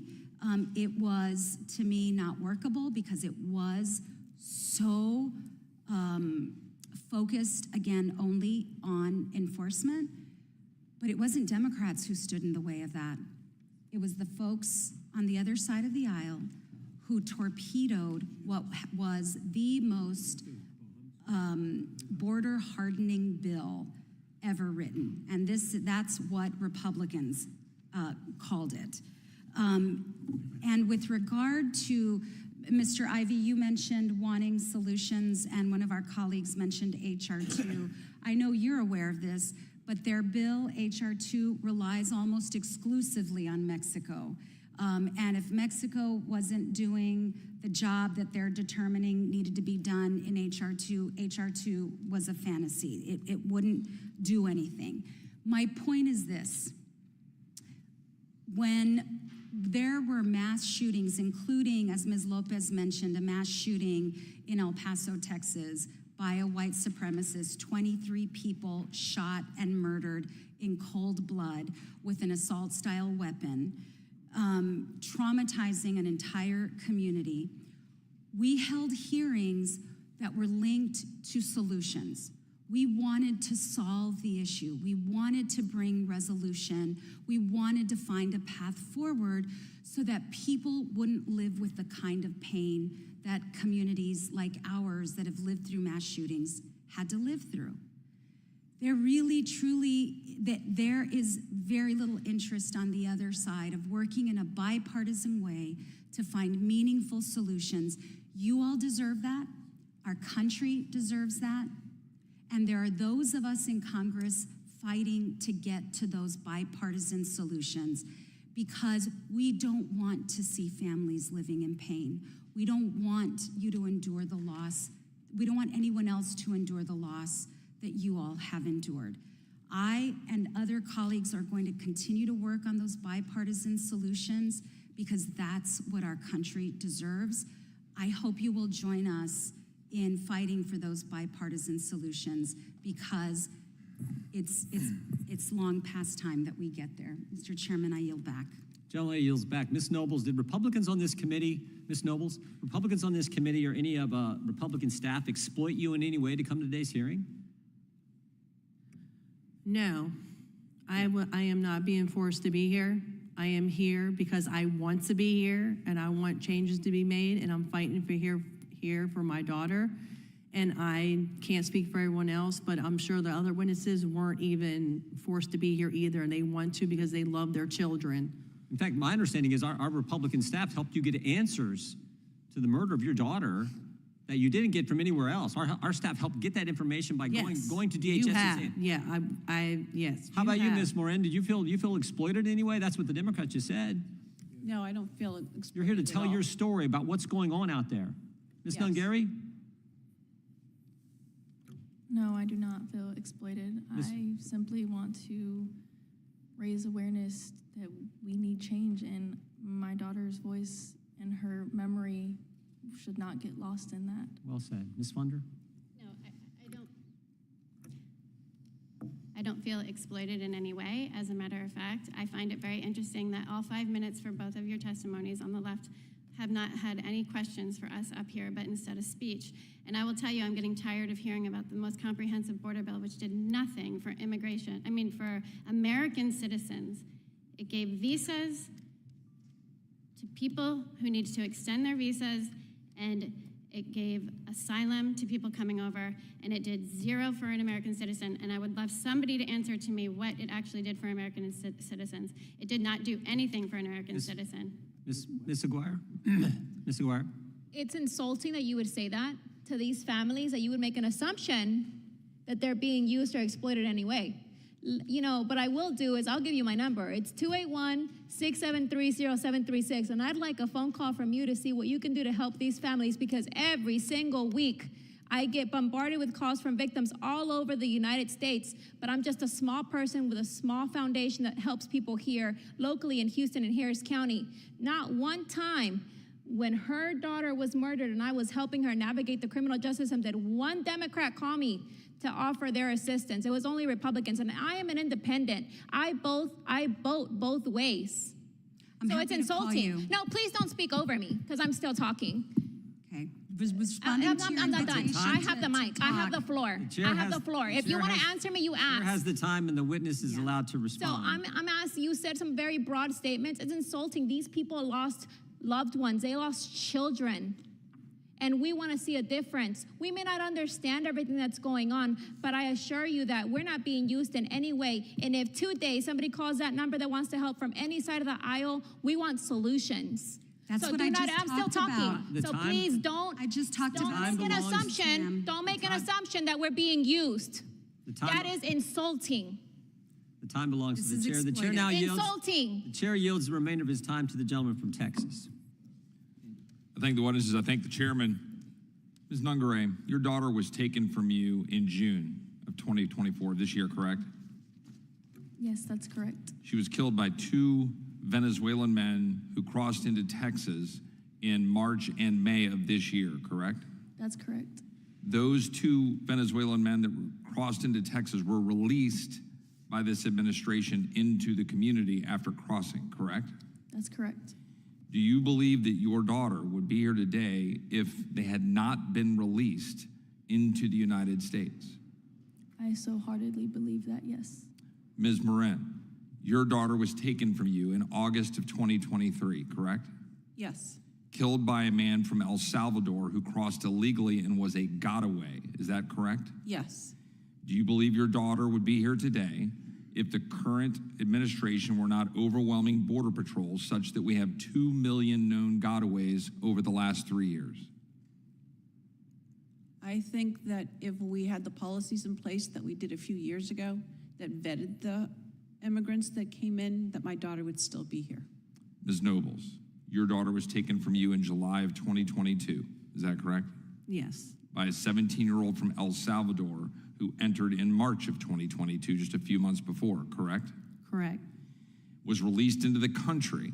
Is that correct? Correct. Do you believe that your daughter would be here today if that individual had not been released into the country according to a mass release program that has been underway for the last 3 years? Yes, she would be alive today if they would have made that one phone call to El Salvador to check, because he did have a criminal record in 2020 and gang-related tattoos. I yield back. Thank you. Chair recognizes the gentleman from New York, Mr. Nadler. Thank you.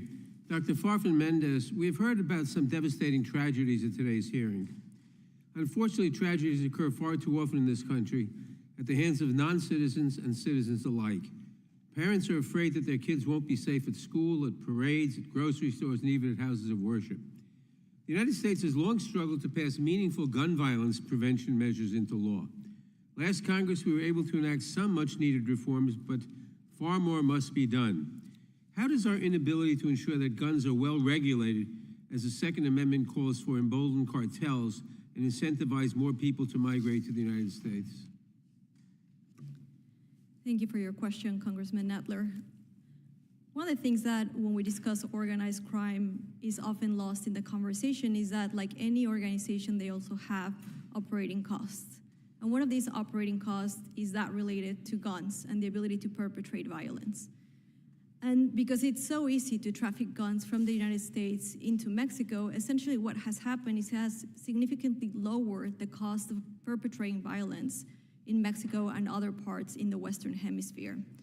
And what these criminal groups are able to do, because violence is an essential component of their activities, is issue very credible threats to people, meaning that I can convince you, because I have an arsenal to prove it, that either you comply with what I'm saying or there will be consequences. And what we have seen is that to the extent that criminal groups are better armed and have these arsenals, again, that are very easy to acquire and traffic from the US into Mexico and other parts in the hemisphere, this creates displacement in communities, meaning that it puts pressure on migration corridors and it creates challenges in terms of addressing the migration flows that we're discussing here today.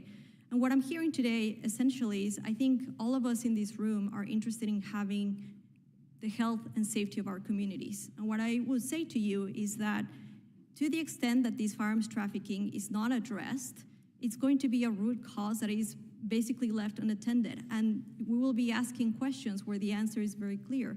Again, to the extent that these criminal groups have access to firearms that are very easy to acquire from the US and also ammunition, this will make it very cheap for them to perpetrate violence, and it would put a lot of pressure on migration flows. Thank you, Ms. Lopez. Over the past few years, we've seen harmful rhetoric thrown at religious organizations that help migrants, including the Catholic Church and the Hebrew Immigrant Aid Society, HIAS. Such rhetoric was echoed by the gunmen who murdered 11 congregants at the Tree of Life Synagogue in 2018. We have also heard attacks on religious organizations from members of this committee. Your organization is affiliated with the Roman Catholic Church of El Paso. Can you talk about how your faith calls you to serve all those in need of help, including asylum seekers? Yes, thank you, Congressman Adler. For me, at a very fundamental level, as a Catholic, it's important to me that every single person be treated with human dignity and respect. And at the very core of the work that we do, that's what it comes down to, is treating people with respect. You know, even sitting here today, having to hear the stories and the losses of you know, the witnesses on the panels, I can't even imagine, you know, the losses that they're dealing with and the pain that they're going through. And so we as an organization try really hard to make sure that we are treating people with that same dignity and respect, and that as attorneys, we're bound by the law. We are bound by what we are allowed to do within the legal system, and we work really hard to make sure that those individuals who do qualify for a benefit, that we treat them with the respect and dignity that they deserve. Thank you. And how do attacks on religious organizations impact your work? It makes it really scary for us to do the work day in, day out. I will say that it doesn't hinder our work, but it certainly makes us more weary of our surroundings. Following the mass shooting in 2019, we did have to increase security around our building out of fear that we might be the next target. Thank you. Dr. Farfan-Mendez and Ms. Lopez, you both live and work on the border. Can you please tell us about life on the border and how living there has shaped your view of immigration in the United States? Dr. Farfan-Mendez, let's start with you. Thank you, Congressman Adler. Well, I'm an immigrant, and let me share a story with you. August 30th is the International Day of the Disappeared, and August 31st is Overdose Awareness Day. And it's by happenstance that these 2 days happen to be together, but it seems very pertinent to the reality of North America. And in those 2 days, we set empty chairs, one on the San Diego side of the US border and one in Tijuana for the Mexican side. And those empty chairs symbolize precisely the loved ones that are no longer at the tables to gather with their loved ones. And what it meant to do, and what it is a call to action, to think about how border communities can work together. And what's interesting and pertinent to this hearing from this call to action at the border is that families on both sides came together to say these are shared tragedies and these are shared pains, and we should be thinking about how we can work together and have meaningful engagement to stop deaths on both sides of the border. And so I will let you with that story of pragmatism and hope, again, from the border in terms of how we can find a path forward. Ms. Lopez. I would say, for me, there's something really beautiful about being on the border.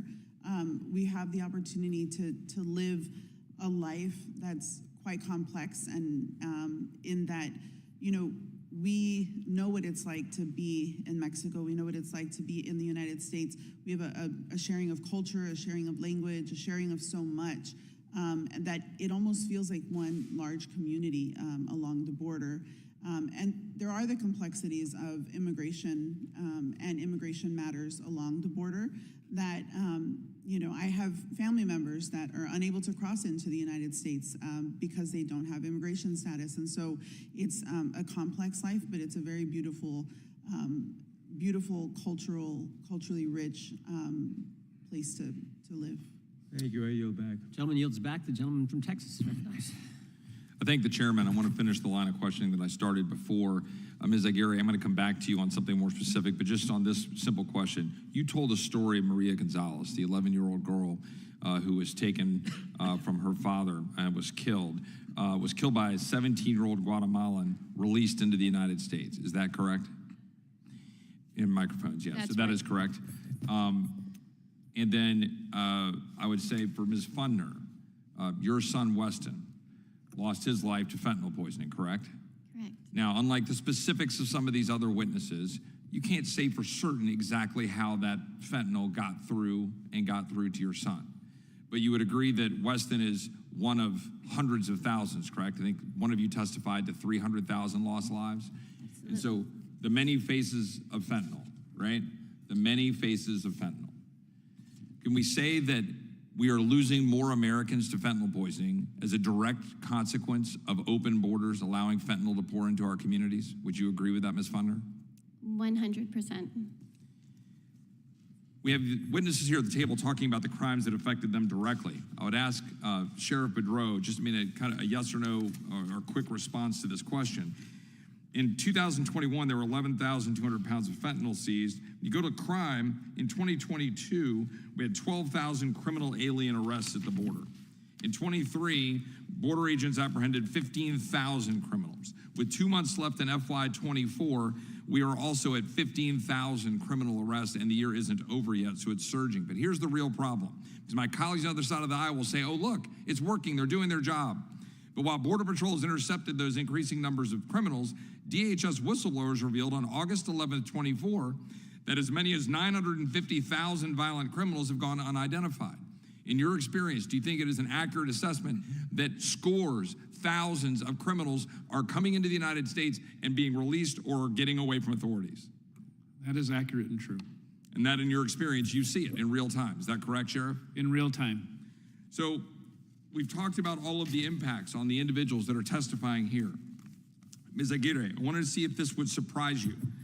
I released a report, my office did, entitled Border Invasion, or America Invaded. And in it, I detailed 50 examples that we found, 50 examples, and there were more. We had to cut the list off in order to make sure we had room. Let me just read a few of these across the country and see if you agree that you think this is a problem and what you're experiencing in your life representing people that are victims. September 3rd, the consequences of the Biden-Harris administration's open border policies, the case of the illegal alien brutally assaulting a teenage Louisiana girl. August 30th, the case of the illegal alien who brutally assaulted a New York woman. August 17th, Brazilian migrant accused of multiple Massachusetts sex crimes, arrested. August 15th, Haitian illegal immigrant charged with raping pregnant woman at Massachusetts migrant motel. August 15th, U.S. officials nab Peruvian gang leader wanted for nearly 24 killings in home country. August 14th, machete wielder at Capitol was a legal immigrant despite being a priority, quote unquote, for detention. August 13th, migrant charged with rape in third NYC sex crime bust of an asylum seeker in 2 weeks. August 12th, NYC migrants, including one charged in sex assault 4 months ago, raped woman at knife point, beat her boyfriend. August 7th, Venezuelan migrant with suspected gang ties released in the United States before terrorizing NYC and is yet to be deported. I can go all the way back, date by date, through the year, into last year, November 4th, 2021. Without objection, I'll insert this into the record and the thousands of examples that are plaguing Americans across the country.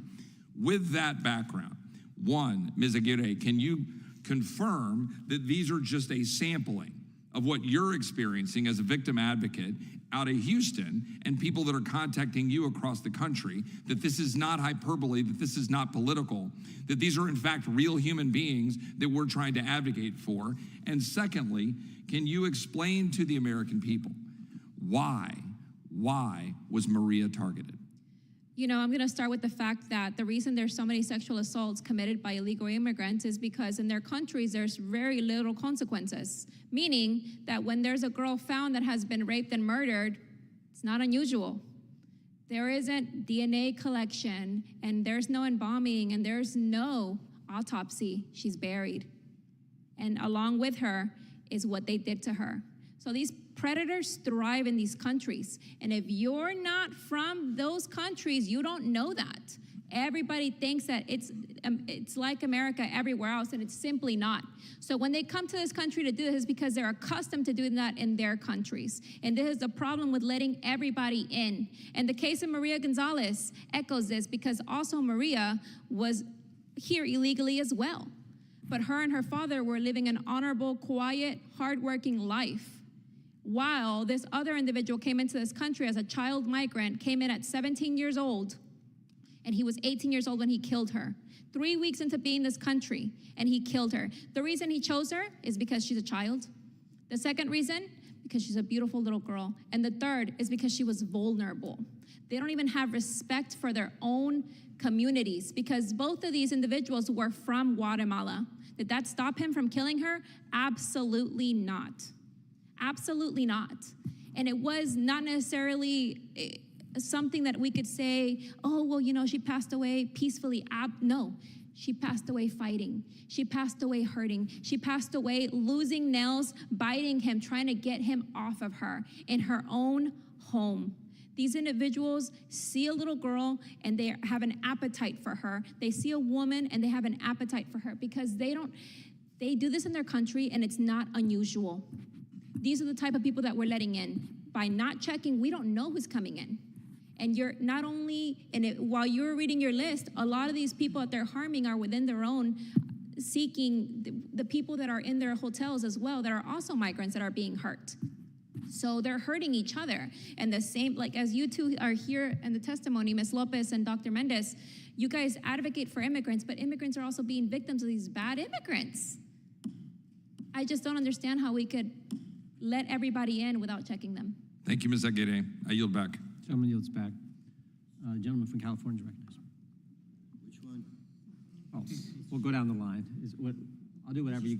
Swallow. Okay. I'm sorry to each of you for the circumstances that have brought you here.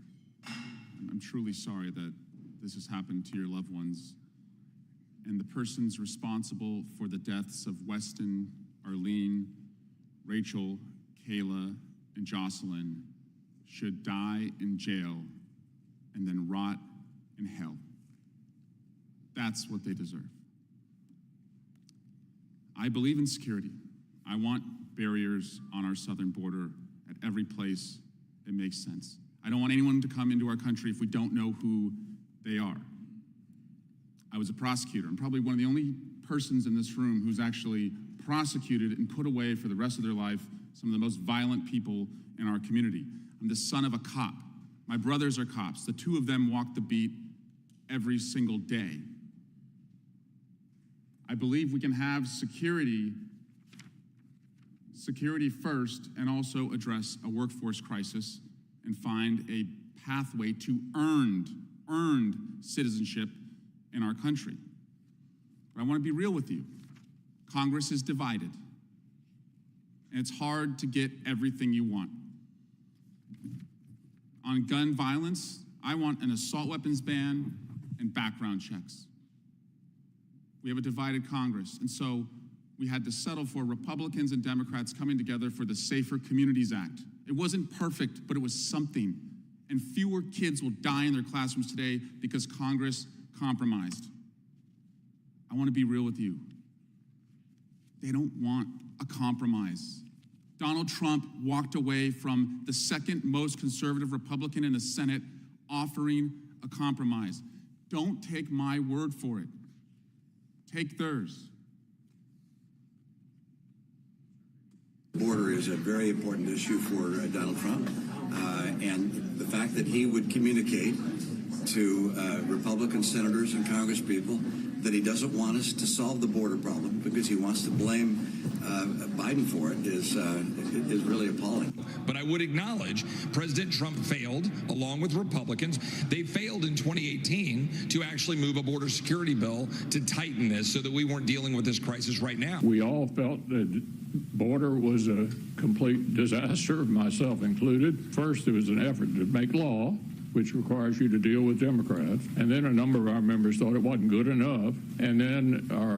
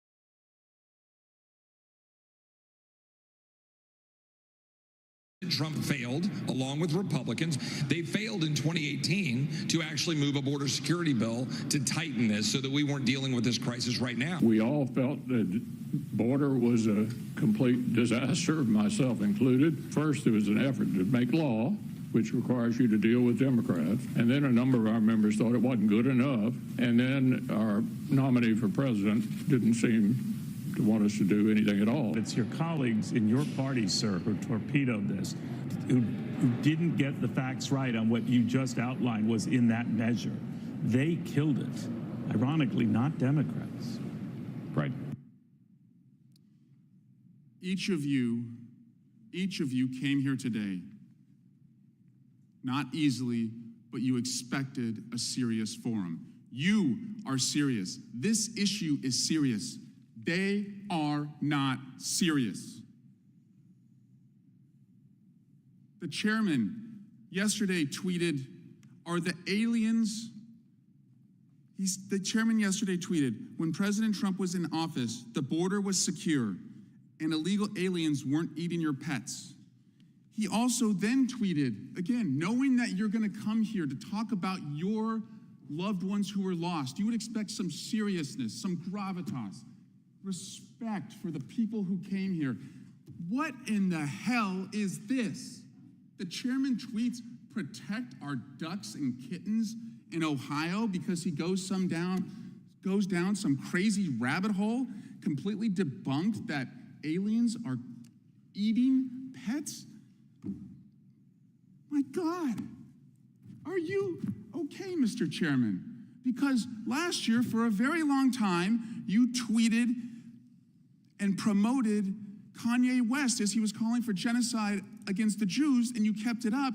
And now, when we have victims coming here, you're tweeting this nonsense. I don't know why you would do this. I hope you're okay. I don't know if the aliens who are eating your ducks are in the room with us right now, but Mr. Chairman, this is a serious issue. These people have loved ones who have been lost, and you tweeted this. So I am sorry that you came here expecting seriousness. You are serious. They are not, and you deserve a hell of a lot more than what you're getting from them. And I yield back. Gentleman yields back. The gentleman from Wisconsin is recognized. Thank you very much. I hope you appreciate the drama that just came out here. We passed a bill called H.R. 2. It's the best secure the border bill that has ever passed through a House in the United States Congress. And if you read it, it secures the border. It accomplishes what you would like to see happen. And by the way, to secure the border, it doesn't even require an act of Congress at this point. The president undid it, and the vice president, as the borders are, undid it. They can put it back together any time that they want to. It's as simple as that. Ms. Fundner, last week in my home state of Wisconsin, an illegal alien gang member from Venezuela was charged with domestic violence, sexual assault, child abuse, and strangulation. Are you surprised? I mean, no. Are you surprised that he already had active warrants in a neighboring county for similar offenses? Absolutely not. Mr. Boudreaux, Sheriff Boudreaux, would you be surprised that this illegal alien had 2 fictitious immigration documents on him, including a Social Security card when he was arrested? Not surprised at all. Would you be surprised that during the investigation by the police chief in Prairie du Chien, Wisconsin, he uncovered that this illegal alien came to the United States about a year ago in El Paso? Not shocking. Since he came across in El Paso, he was arrested in Minneapolis in November of 2023 for receiving stolen property. Would that surprise you at all? No.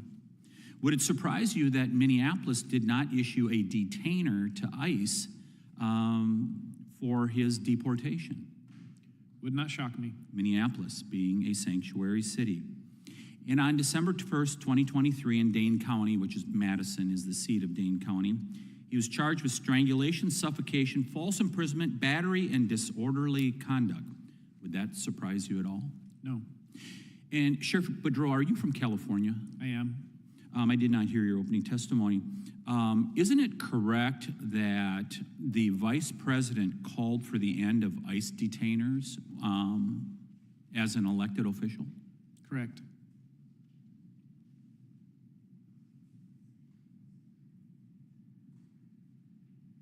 Mr. Chairman, I think we should have a hearing in the state of Wisconsin.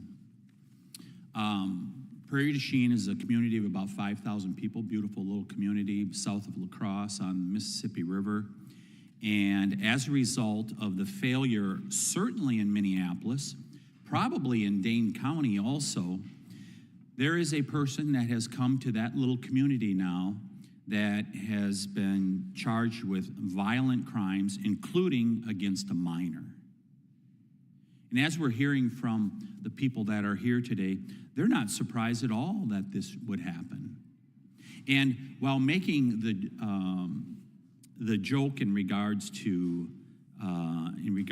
ducks and things like that, it underlies a more serious issue in Springfield, Ohio, where you have what?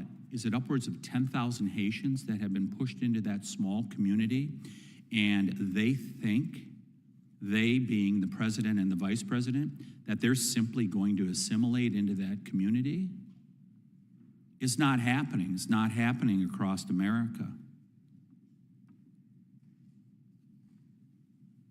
So, Mr. Chairman, I'm going to issue the call once again. I think this committee should come to Wisconsin, and if you could come to Prairie du Chien, Wisconsin, people want answers. They want answers of why this is going on in the United States of America, how people can commit multiple offenses across various jurisdictions and nothing is done.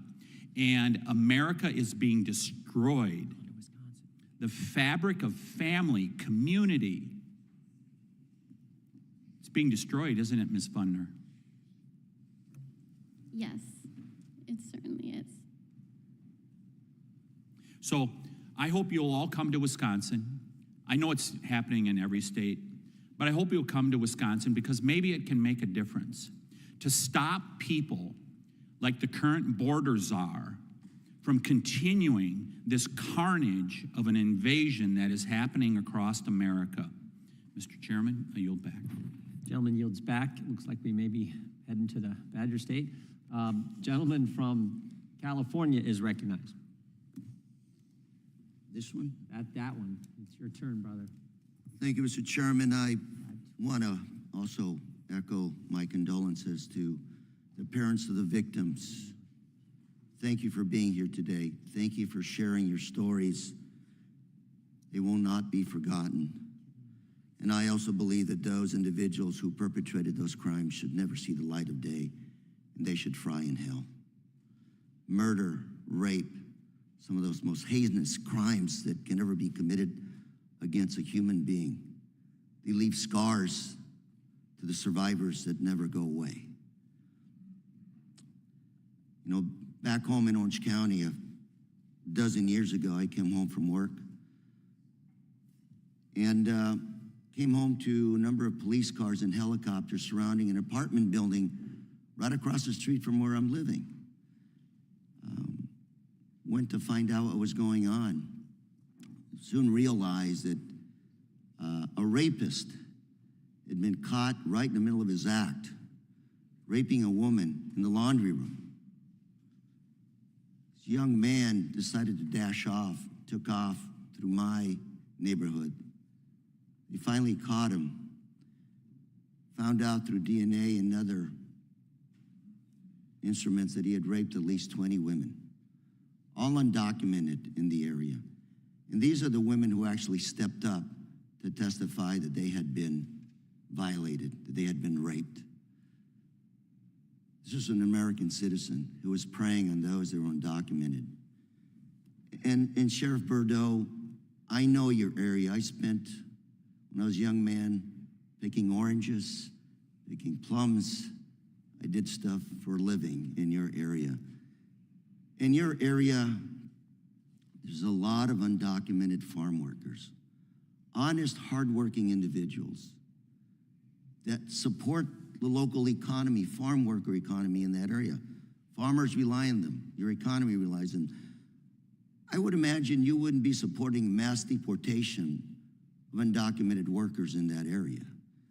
I would imagine you'd probably be more interested in some kind of an orderly way of vetting individuals. They're looking to work here honestly with a green card. What would you support, sir? A lot of that goes outside my purview because my focus is public safety. But what I can say is this. Sure. Were you going to comment? No, sir, please continue. What I would say is this, is that what we're finding is that we're having victims at all levels. Those who are here illegally and those who are here on work visas. We're finding that more and more of the violent and egregious, either cartels, gang members, are coming into the area, intimidating and terrorizing those that you speak of. I sit on Homeland Security, so we're working on a lot of these issues, trying to coordinate with other countries around the world to make sure these folks that commit crimes in other countries don't come here to do the same. If I could say this. Go ahead. I've said this often. Mexico is not our enemy. Mexico is an ally of the United States. But who our enemy is the cartels, the human traffickers. Couldn't agree with you more. Couldn't agree with you more.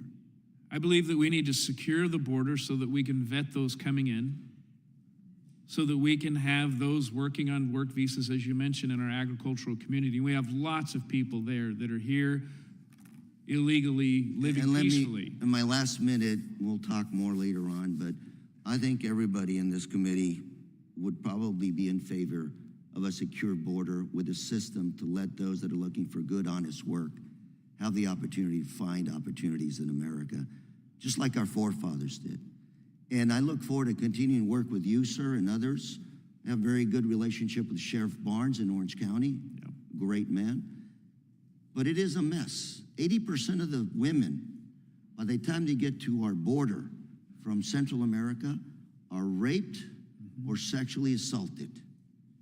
Horrible statistic. And these are a lot of, young girls has been described today. We have a lot of work to do. In my opinion, it's not a Democrat or Republican issue. I hope all of us here can figure out how to work together because these solutions have been proposed. We just can't get them implemented. Thank you very much, Mr. Chairman, and I yield. Gentleman yields back. Gentleman from California is recognized. Thank you, Mr. Chairman. My good friend from California is one of the more moderate Democrats. I appreciate his friendship. In this case, he's just dead wrong. We had 10, 12, 14 million illegals in this country before this president came in, and we hadn't been able to clear them out in years, and we hadn't been able to get them vetted into jobs, including the 2 million jobs in agriculture that my farmers say they want.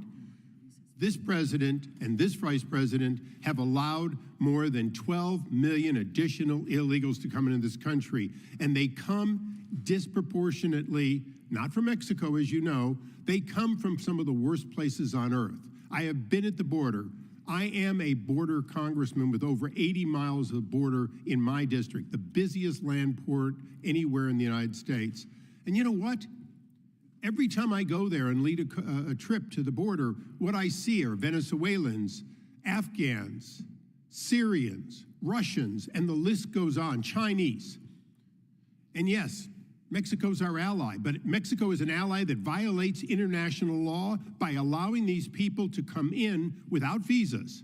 If you're Chinese, you cannot go to Turkey without a visa, unless you say you're going to America and have no visa. From Turkey, when you come to Mexico City, you cannot land there and not be immediately pushed out without a visa, unless you say that you're going to the United States and have no visa. Then they sweep you all the way to the border. That has to change. And for the mothers who lost their children here today, I will tell you, it would have been avoidable.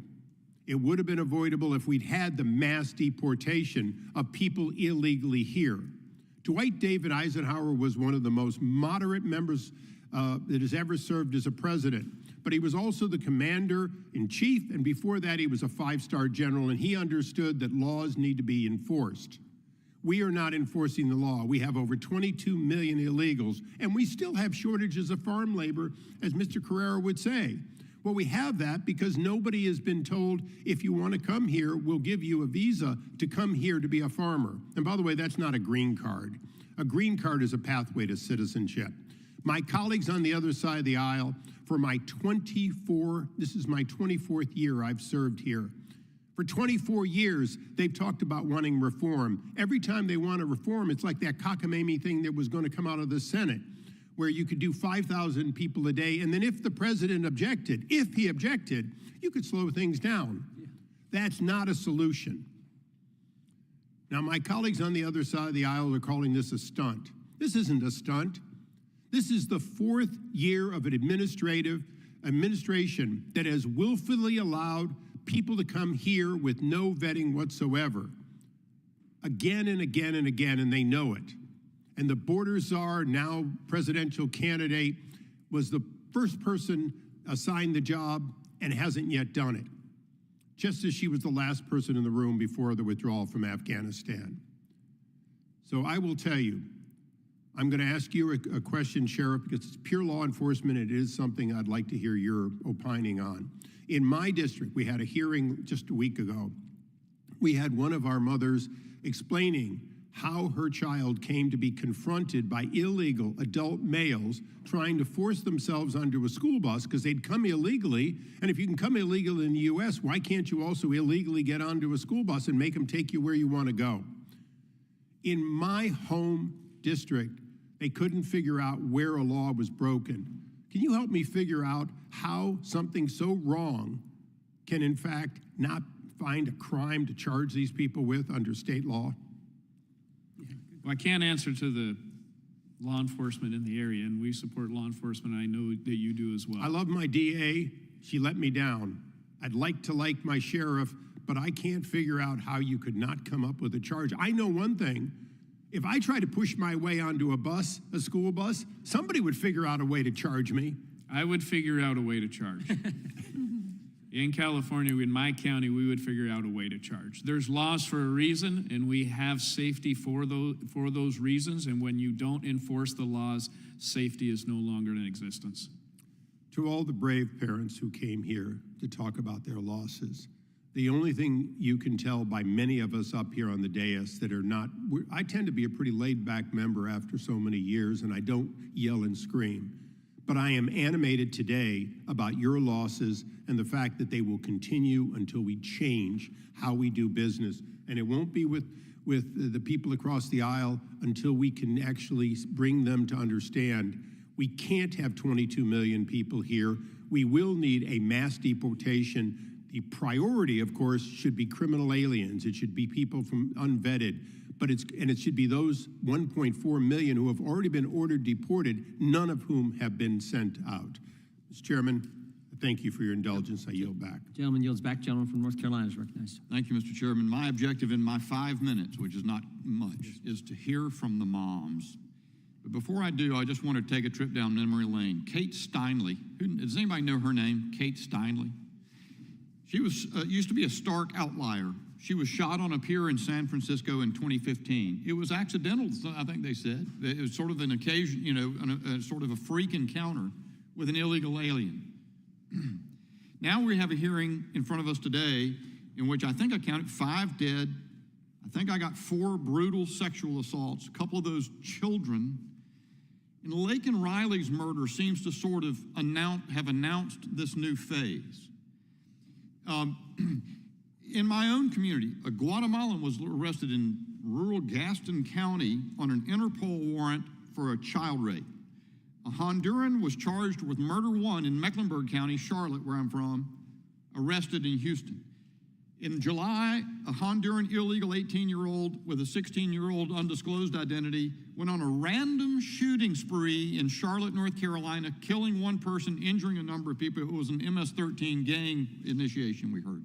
We're hearing about Aurora, Colorado apartment buildings being taken over by local Venezuelan gangs. Eric Swalwell can laugh about it if he wants to. He thinks it's funny, but you're hearing reports, a guy standing in front of a city council talking about migrants, Haitian migrants, dumped like 20,000 of them, dumped on one small community in Ohio, picking up ducks to eat and killing cats to eat them. I don't know if it's happening or not. We'll find out. They denied the Aurora thing at first, right, too. Witnesses have come before committees I've been on, and they've talked about hyper-violence. To the ladies, to Ms. Lopez and Dr. Mendez, with all due respect, conditions are not the same in the United States as in the countries from which people are fleeing. That's why they're fleeing. If you replicate the conditions in those communities, what will you have solved? Where will people flee? So here's the thing. When I was elected in a special election in September 2019, in October I went to the border, and it was calm and quiet.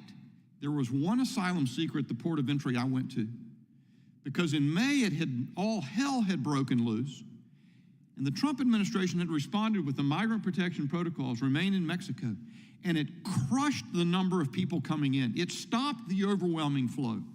So the question I have for the moms, and I'm going to ask you one by one, do you think it's getting worse? And do you think it can get even worse than it is now? Ms. Nobles. Yes, most definitely. We're seeing more and more cases every day, a lot, way too many. Ms. Fundner. Yes, absolutely. Fentanyl is just, every year it gets larger and larger, the deaths. I mean, this is on American soil. We have 300,000 people dead since 2021 under the Biden-Harris administration, and it's just growing, and we expect it to be much bigger this year. Now, we have reports that they're underreporting right now, and I'm not surprised because it's embarrassing. But yes, absolutely, it's getting worse. It is 100% getting worse. Ms. Moran. Yes, I think that if things continue, we're going to have a war on our soil. I think that this is a security risk for our country. And the reason why I think that is because people are turning a blind eye to what's actually going on, and that allows these unvetted criminals to come into our country, set up camp in all different states. I was just telling one of the gentlemen here that I was at the border. I met some folks at the border. I saw who lives at the border. I was also up in New England a week ago, and I was surprised at the amount of immigrants from the Congo and from Sudan and from South America in northern New England. That's unheard of. In Massachusetts, they've spent over $1.5 billion in order to... I want to save about 30 seconds for Ms. Nungaray, so give me finish okay. that. All right, but yes. I didn't mean to cut you off, Ms. Marin. That's quite the contrary. Ms. Nungaray, how about you? Is it getting worse, and do you think it can get worse than it is? I do believe, yes, it is getting worse, and it will continue to get worse if we do not use every detention center facility bed to detain them until their immigration court hearings to confirm and make sure for us U.S. citizens that we will be safe with letting new individuals in this country, because they're taking our future, our children. They're taking people who are supposed to be making a difference in this world.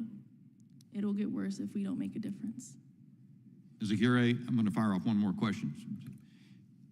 They told us that there are about 2,500 children who were separated from their parents when we heard all the uproar about that.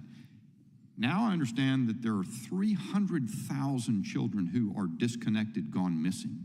What about that? To me, it clearly sees that there is more, there's more worry about immigrants' well-being than Americans' well-being.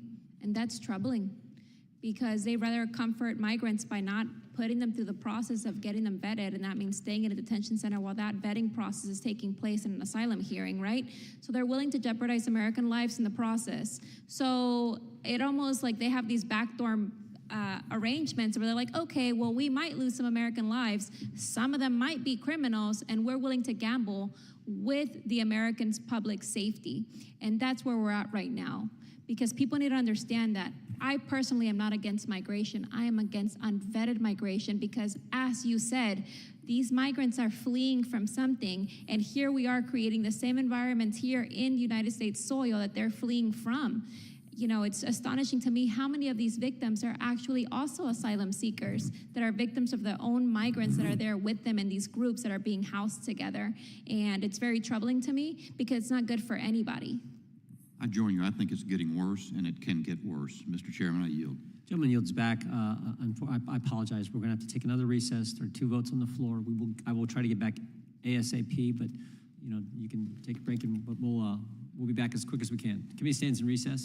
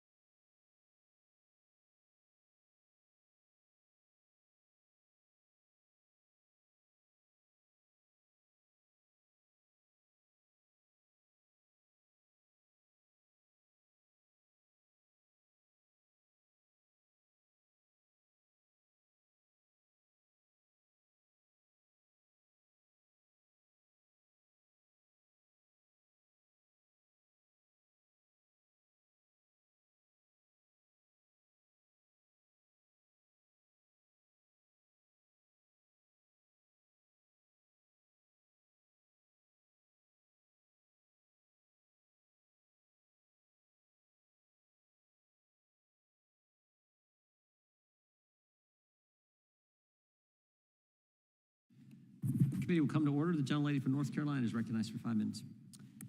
Thank you, Mr. Chairman.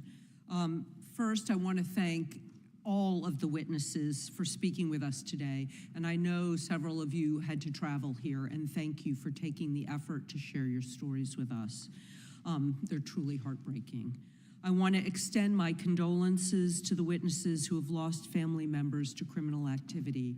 I'm an attorney, I've been a champion against violence against women, and have tried to work to do everything that I can in all communities, but also in immigrant communities, to make sure that we stop the scourge of violence against women. And I stand with my colleagues for any way that we can do bipartisan work in this area.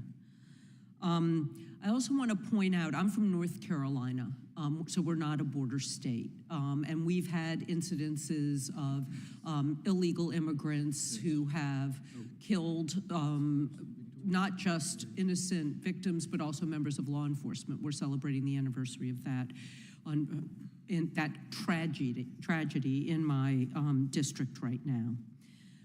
Immigration doesn't happen in a vacuum.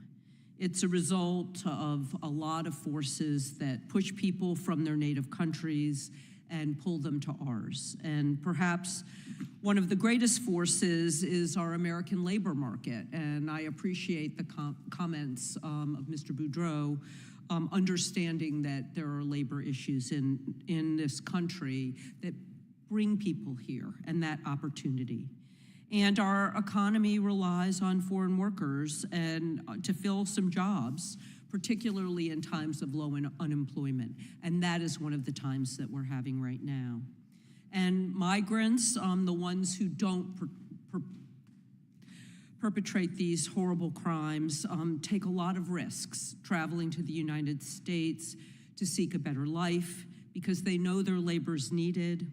And employers in my own district are begging for legal pathways that have the kinds of background checks and review that I know you're asking for. And this is particularly in the agricultural area, as we've discussed, and also in construction. And I am 100% for checking everybody out when they come to the border. However, excessive criminalization of immigration inhibits labor flow, and to only focus on that side keeps us from being able to do the kinds of background checks that we need to do. And what's happened that we've seen, particularly in the agriculture community, is that seasonal workers in decades past who could come temporarily now feel like they have to stay the entire time in order to do the work that they want to do because they don't have that free flow back and forth. And the criminalization of immigration and the increasingly limited legal channels to come to the United States, particularly for seasonal jobs, has led to a growth in criminal enterprises, and we've discussed that. And we absolutely must crack down on those criminal enterprises. Those criminal enterprises result in human trafficking, drug trafficking, trafficking in firearms. They hurt the immigrants, they hurt our citizens, and they hurt the fabric of our communities. So I agree with my colleagues who have said that comprehensive immigration reform would address all of these issues, the issues at the border, the issues with trafficking, and then the issues in our labor force. If we could create more legal pathways and ways to create an incentive to check people's backgrounds before they come to the United States. Legal pathways would also ensure that migrants coming to work in the U.S. are completely vetted before they're able to integrate into our communities, and would allow their skills and labor to fill the needs that we have and hopefully reduce crime in the future.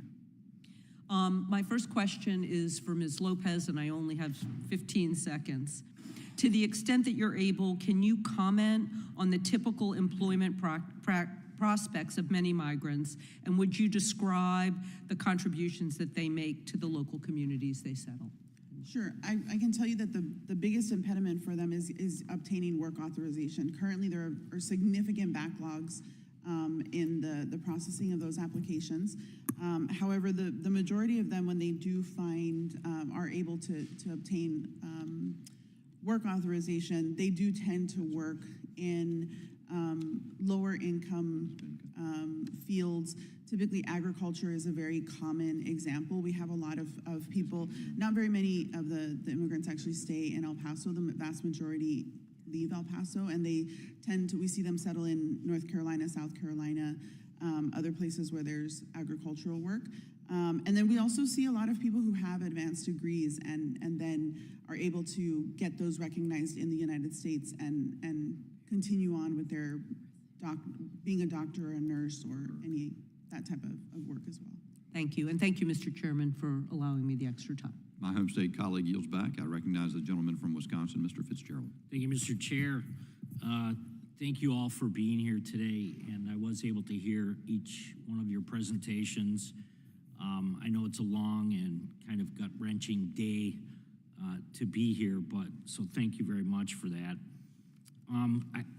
Mr. Biggs and Mr. Issa and myself were just in the San Diego sector Thursday, and I had been there before, and one of the facilities that they want members of Congress to be able to see is where the Ninth Circuit keeps all of the evidence from the cases that are pending before that court. And they call it the vault, and it's just mind-boggling when you're in there because there is so much fentanyl that is being smuggled across the border, and specifically in the San Diego sector, 60% they're estimating, not my numbers, this is what DOJ is saying, 60% of all the fentanyl is coming through that San Diego sector. So I wanted to kind of focus on that and kind of respond to some stuff that was said earlier about there's no real legislation kind of that brings us here today. But Ms. Fundner, your son Weston, and unfortunately, I know it's difficult for law enforcement to kind of track down. I just wanted to ask you, was there any success in finding out where your son ended up getting the fentanyl that ultimately took his life? Yeah, they know where he got it, and they know who gave it to him, and it's on camera, and it's on text, and the case was dismissed. So in the other cases in my state in Wisconsin where there are parents that find themselves in the same situation that you do, that's been part of it. So the trafficking and how it makes its way across the states. So let me just kind of bring that back together again, because 66% of those deaths involving synthetic opioids, the fentanyl stuff, is not permanently designated as a Schedule I narcotic. And this is something that is just still unbelievable to me, that we passed in the House last year a bill that would permanently designate that. I think this could make all the difference in the world.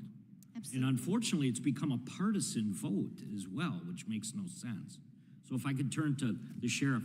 Sheriff, can you just give me kind of an overview of how Schedule I is viewed? And do you think that would make a significant difference in the way law enforcement is able to handle fentanyl as it continues to pour across the border?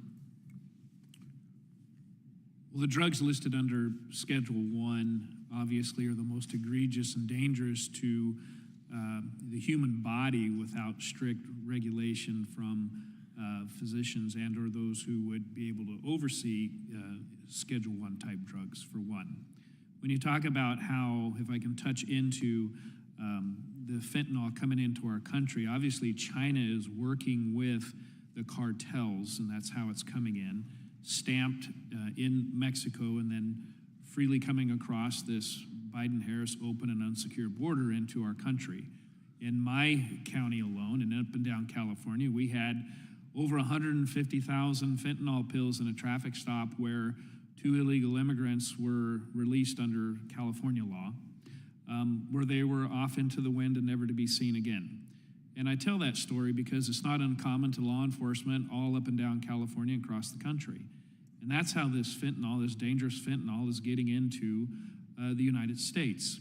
But having said that, under a Schedule I, I think it would give far more federal regulation and or a sting in the bite into prosecution and those being held accountable for jail time. I think it would send a very strong message to hold people accountable for the dangerous, deadly fentanyl that is impacting American citizens.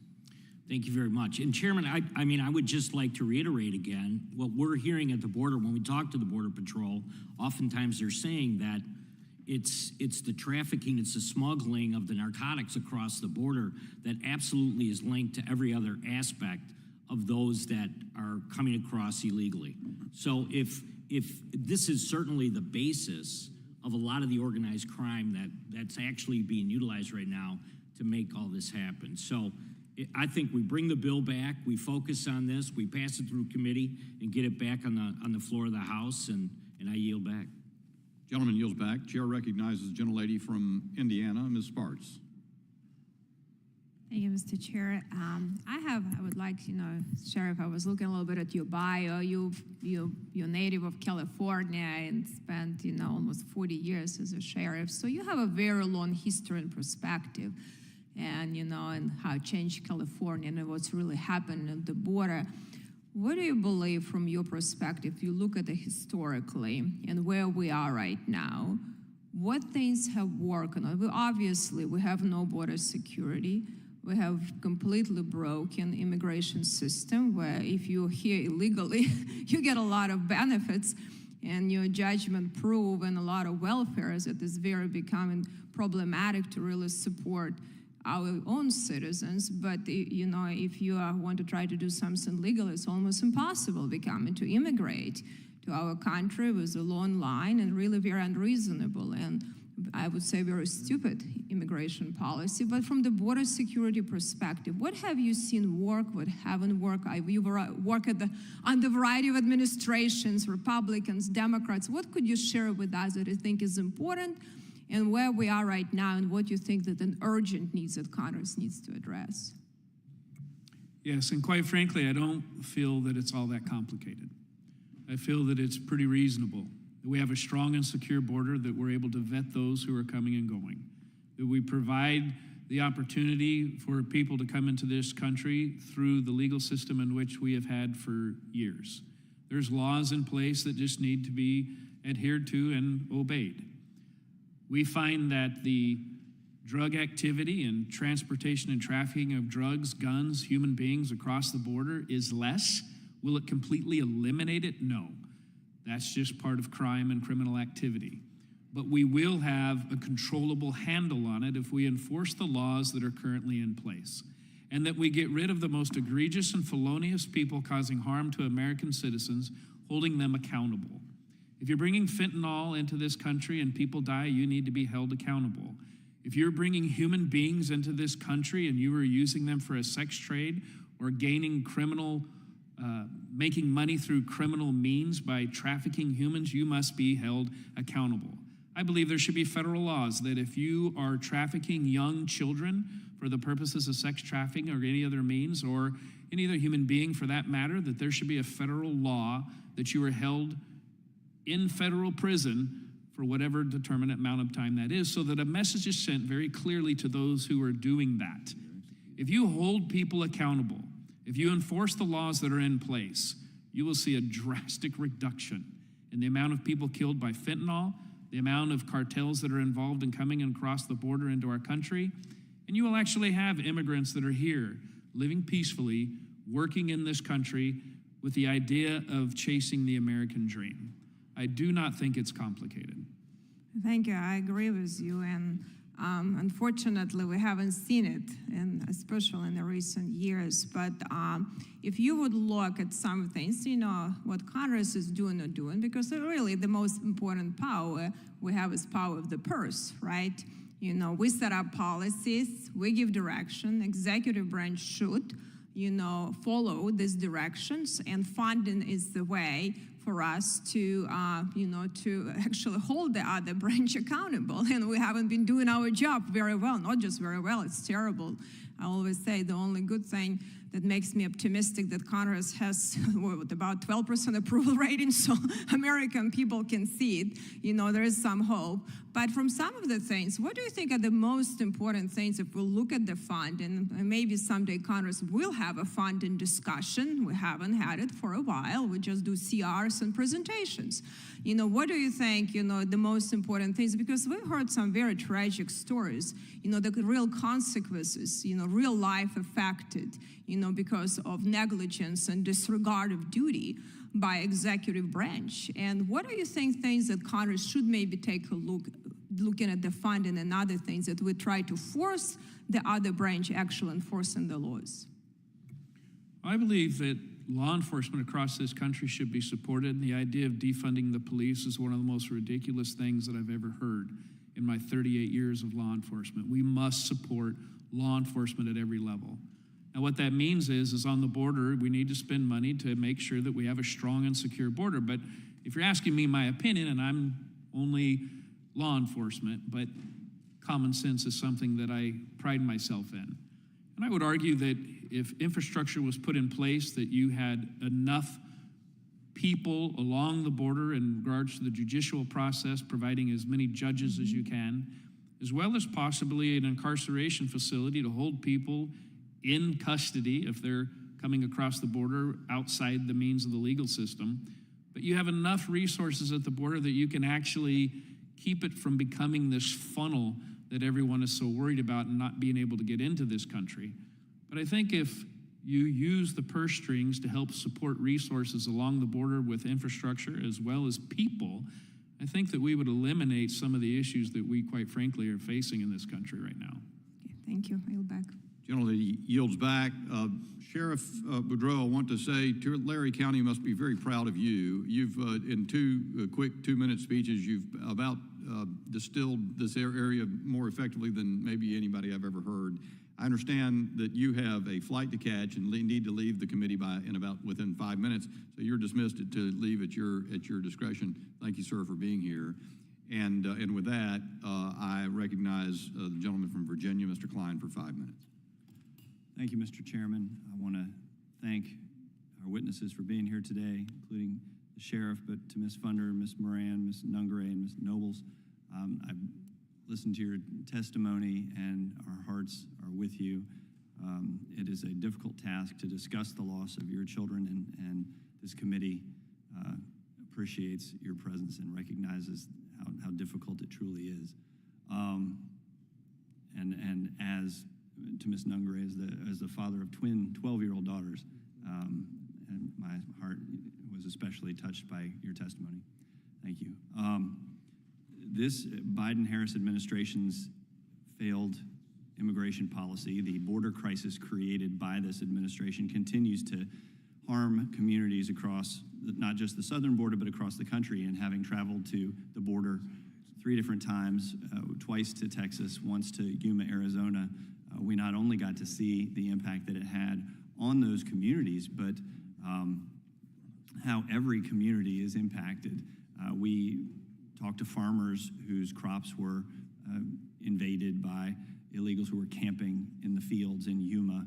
And if anybody's been to a convenience store in the middle of winter and turned over a ready-made salad and looked at the bottom, it says made in Yuma. So not only are you dealing with food supply issues, food price issues, but also farmer costs. And then we went to a hospital and saw a NICU, and the NICU directors talked about how many of their NICU beds are filled with migrants because it is a dangerous journey. Women are assaulted on the trip up, and they are often pregnant by the time they arrive at the border. They don't have prenatal care. They are often delivering prematurely and have to take up those NICU beds. If you are a citizen of the United States and you're in Yuma, Arizona, and you need a NICU bed, you're traveling to Phoenix, several hours away. Talking about the education system and the need for ESL teachers and the impact on the tax rates and the transportation and the housing costs. And this is a humanitarian crisis, but also a crisis at the border, and it's also a crisis across the country in communities like mine, which is thousands of miles away, in the Commonwealth of Virginia. But having been a prosecutor, I worked with a county who had a nice agreement so that when illegals were arrested for committing crimes, they were tried, they were jailed, but the day they got out of jail, they didn't go walk the streets of Harrisonburg. They went and were taken by ICE to the airport, and they were sent back. And to any of you who would like to answer, why should everyday Americans care about the border crisis, even if they are thousands of miles away from the southwest border in places like Virginia? Ms. Aguirre? I can tell you that all the people sitting here today didn't choose this path. Tragedy struck them without choice. Alexis had no idea that was going to be the last day she was going to have her daughter, alongside these other mothers.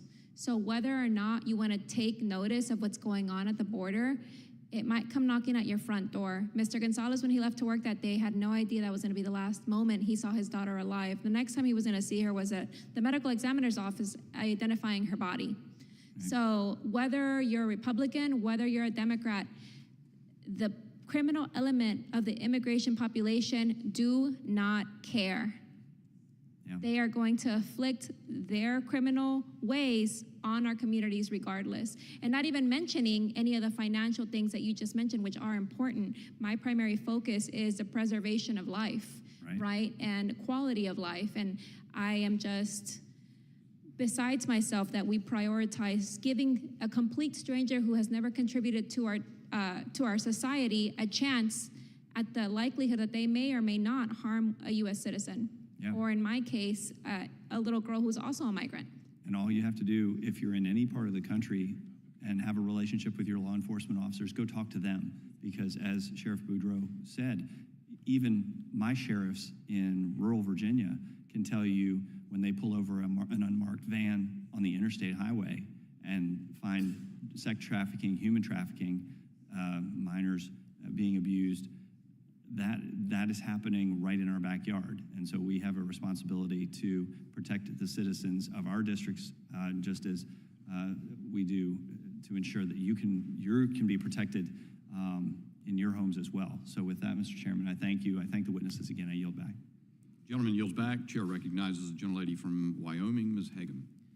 Thank you. There's a couple of statements that I'd like to make, and then I would like to give you an opportunity to make a statement about why you're here and give voice to the victims that you are representing here so beautifully. First of all, the Senate bill is not a border hardening bill, as you have pointed out. In fact, it would allow a minimum of 5,000 illegals to cross the border every single day without any enforcement whatsoever.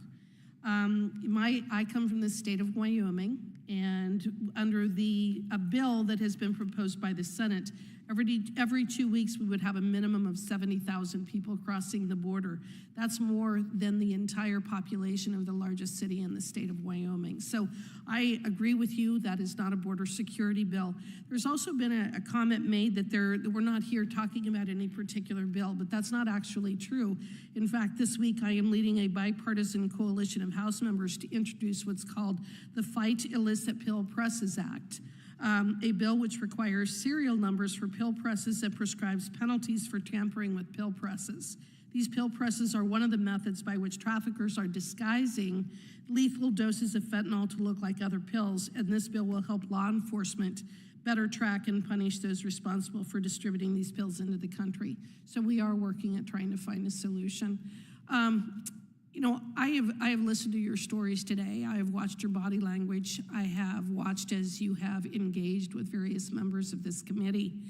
And I think what I'd really like to do is give you the opportunity with each one of you who have suffered these terrible tragedies because of the crimes of illegal aliens. I'd like to give you just a few minutes to describe your family member and what is the message that you would give to the Biden, Harris, and Mayorkas administration. Ms. Nungary, I'm going to start with you. Well, my daughter was definitely her own personality. She wasn't like any other child. She was spunky, quirky, was an amazing friend. I've had the pleasure of hugging so many of them because they just miss her so much. she had a love for animals. Her dream was to save every stray animal and take care of them. She didn't want any animals to be left out in the road, left out in the streets without a home. She was a kid, a preteen, a few months shy of being a teenager, doing what teenagers do. We've all been there, and I wasn't expecting to wake up and not find my daughter, and I really wasn't expecting to not find her and to realize she was never going to come home again. She won't be forgotten. Thank you. She won't be forgotten. We need better security. We need to make sure we are looking into who we're letting in. They were both reprehended and released the same exact days for both of them. And the last one was not even 3 weeks, and it took my daughter's life.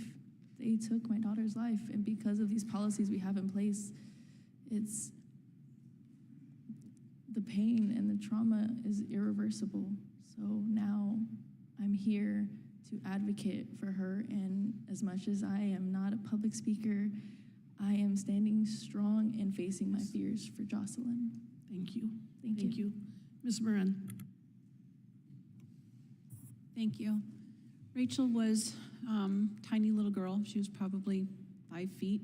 She always said 5'2", but we knew she was 5 feet. She was feisty. She was like a little spitfire. She was actually born with orange hair, very red, but she didn't like her red hair too much, so she always bleached it blonde.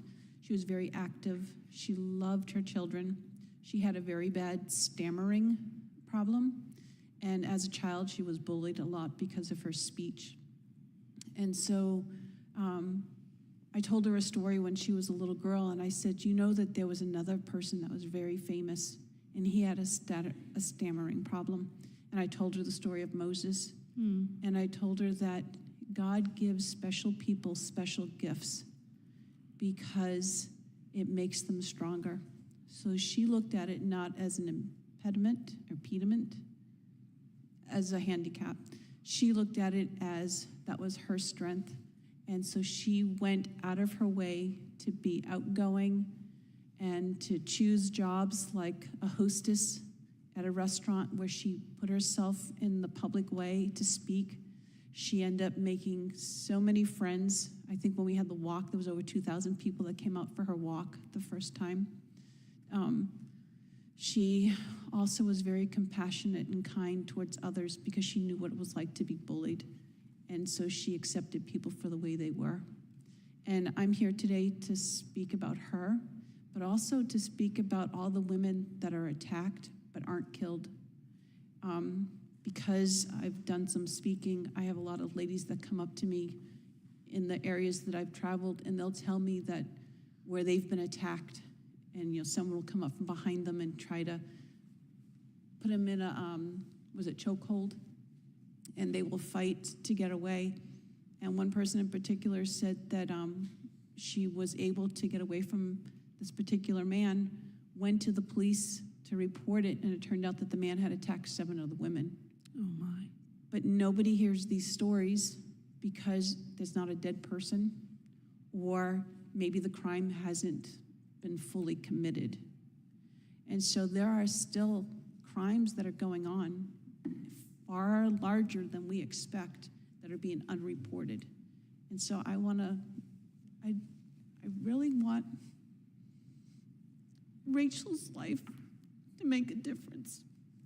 And I really want and hope that you take into consideration what we're saying, because we want to save lives. It's not about politics. It's not about if you're a Republican or if you're a Democrat. It's about being American, protecting our families. And the only way we're going to do that and have this really be a land of opportunity for both the American citizen and for the immigrant that wants to come in is to do it legally and to have people vetted before they come into our country. We should be protecting ourselves. The time of the gentlelady has expired, but we'll let Ms. Funder and Ms. Nobles give a quick response, if you could, to the gentlelady's question, and then we have 2 more members to question. The Biden-Harris administration is doing nothing, and there's the fentanyl problem is such an issue. It's pouring over our borders. It's killing more people in America, more young people in America than any other ailment in this country. And it's killing children, and it is, nothing's being done about it. And there's no excuse or no reason why we're not doing something. 300,000 Americans have died on our soil. I've said it so many times. And it's a war on our soil, and nothing is being done. Why aren't we securing the borders? Why aren't we going after the cartels? Why aren't we telling China, like, shut down your factories? This is not okay. Why isn't fentanyl, aside from Schedule 1, it's a weapon of mass destruction. The things that could be done with fentanyl is, it's insanity that they will not shut the borders down. It's killing our children, and it's killing more children and more people in this country than anything else right now. It is an epidemic, and it needs to be dealt with, and there's no excuse why they haven't done anything. Ms. Nobles, if you could briefly give a brief response, that'd be.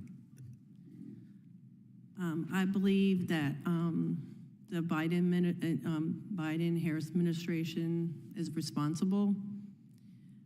Kayla's murderer came over as a UAC, unoccupied alien child, saying that he was scared of gang activity in his country, knowing that he was an MS-13 gang member. Mm-hmm. Kayla was a very loving, happy girl. She loved the home. She wanted to help the homeless. She loved animals.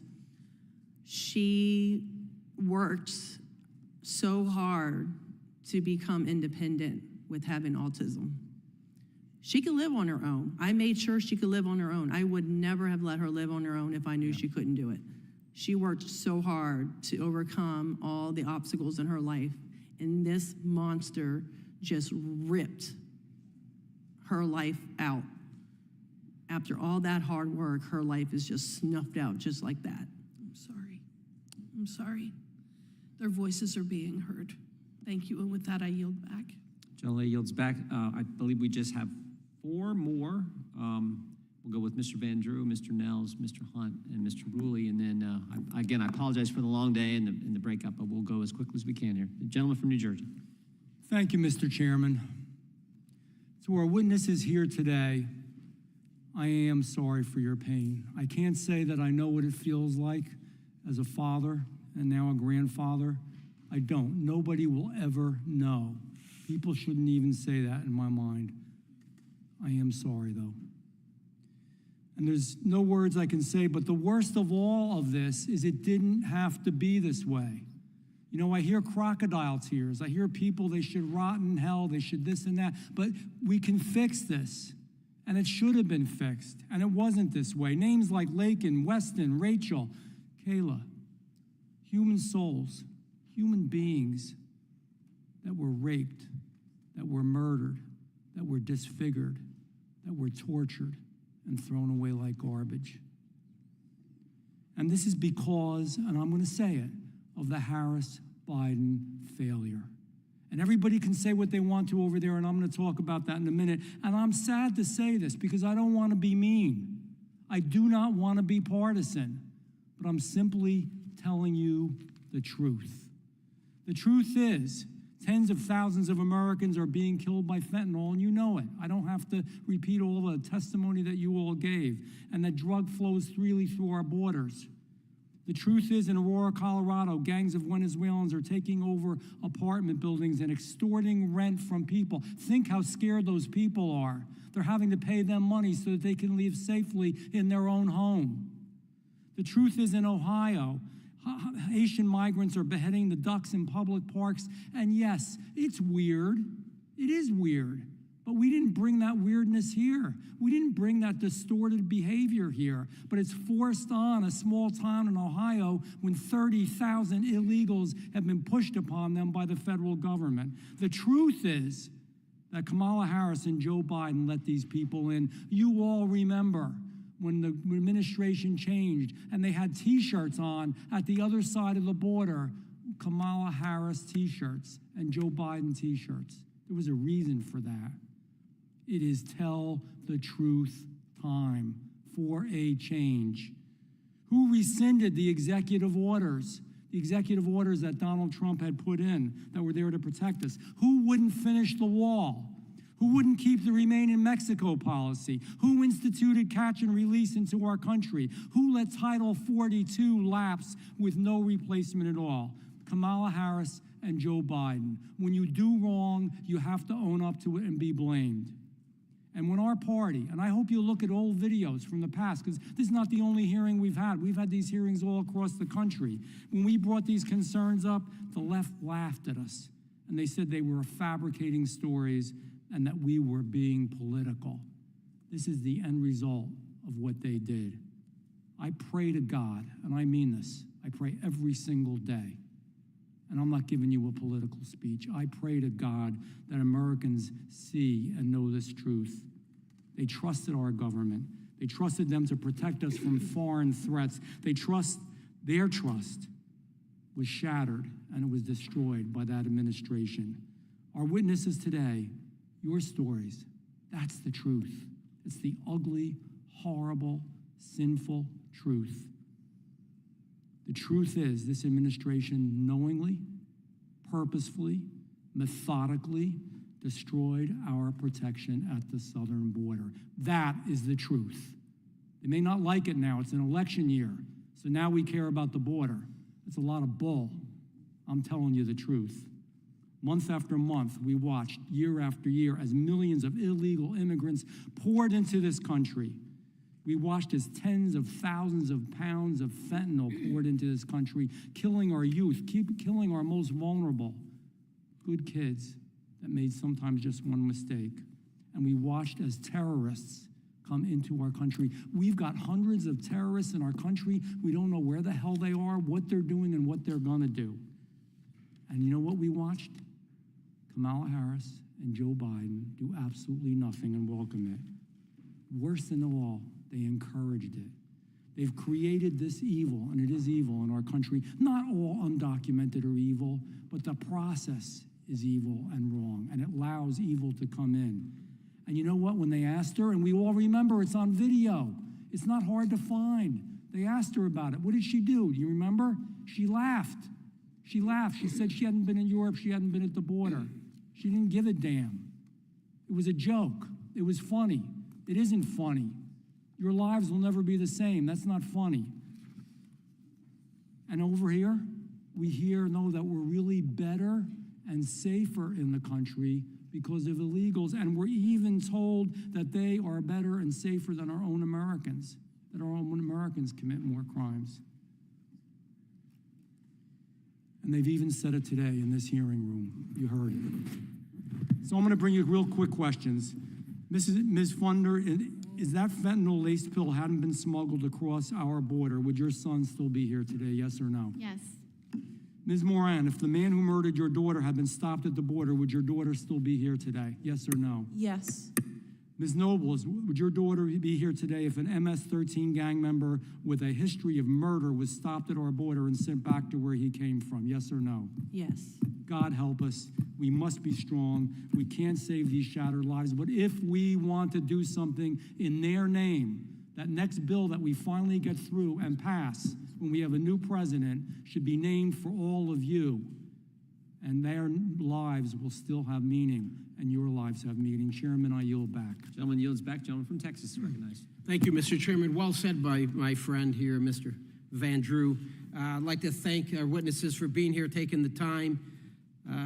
To the witnesses that have lost a child at the hands of this crisis. As a father of three, I can't fathom what you're going through, and I'm truly sorry for your loss.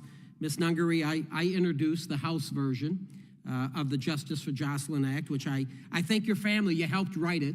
You helped write it. I want to thank you for that, to honor the memory of your daughter and make sure preventable deaths of American citizens at the hands of illegal aliens never happens again. It doesn't have to happen. And thank you again for your family's help. And on that, and again, my apologies.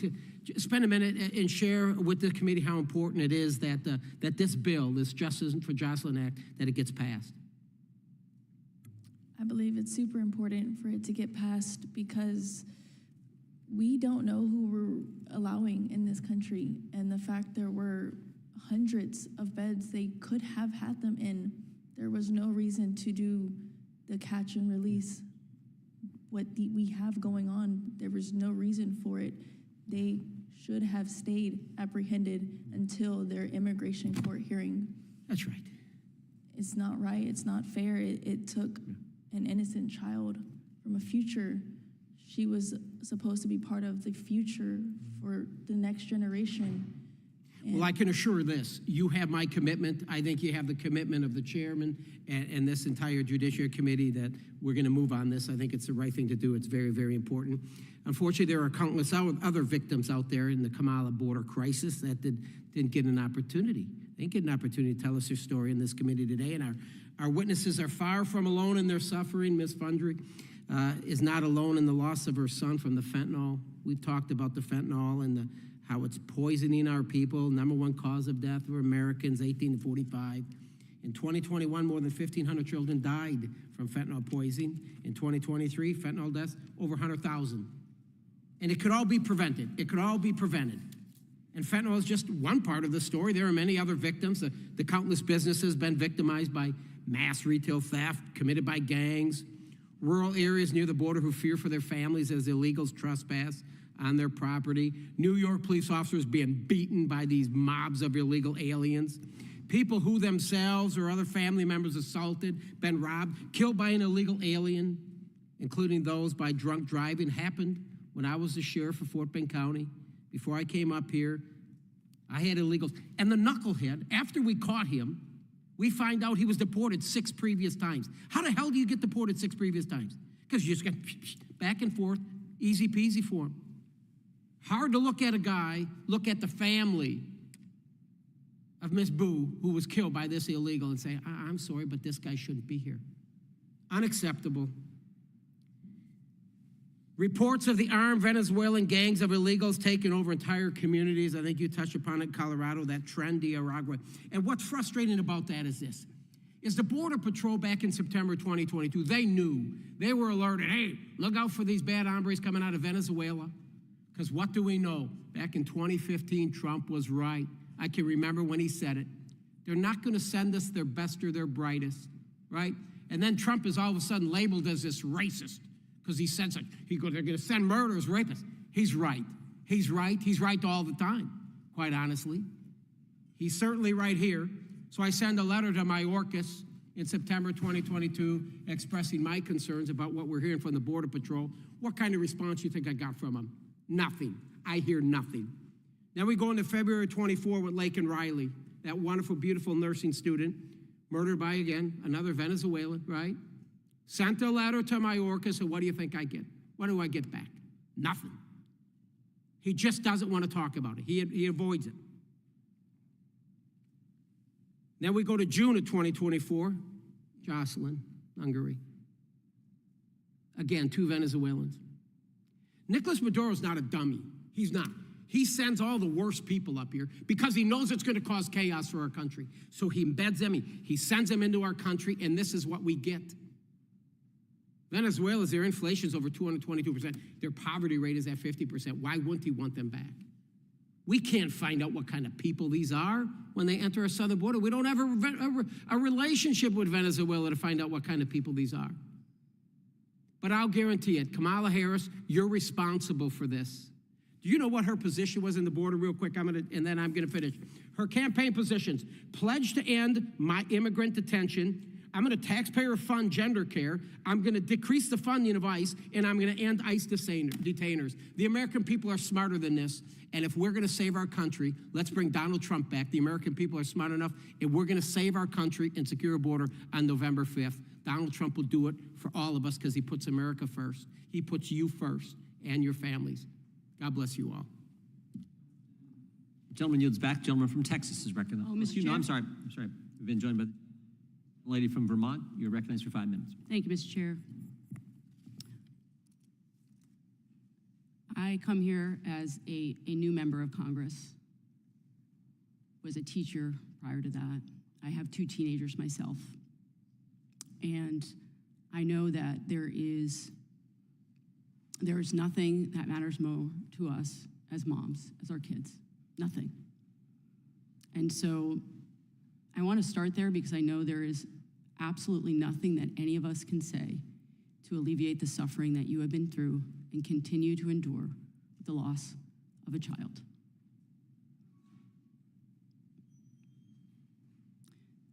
Prior to coming into the committee today, I was in a hearing on the online dangers that girls and teenagers face.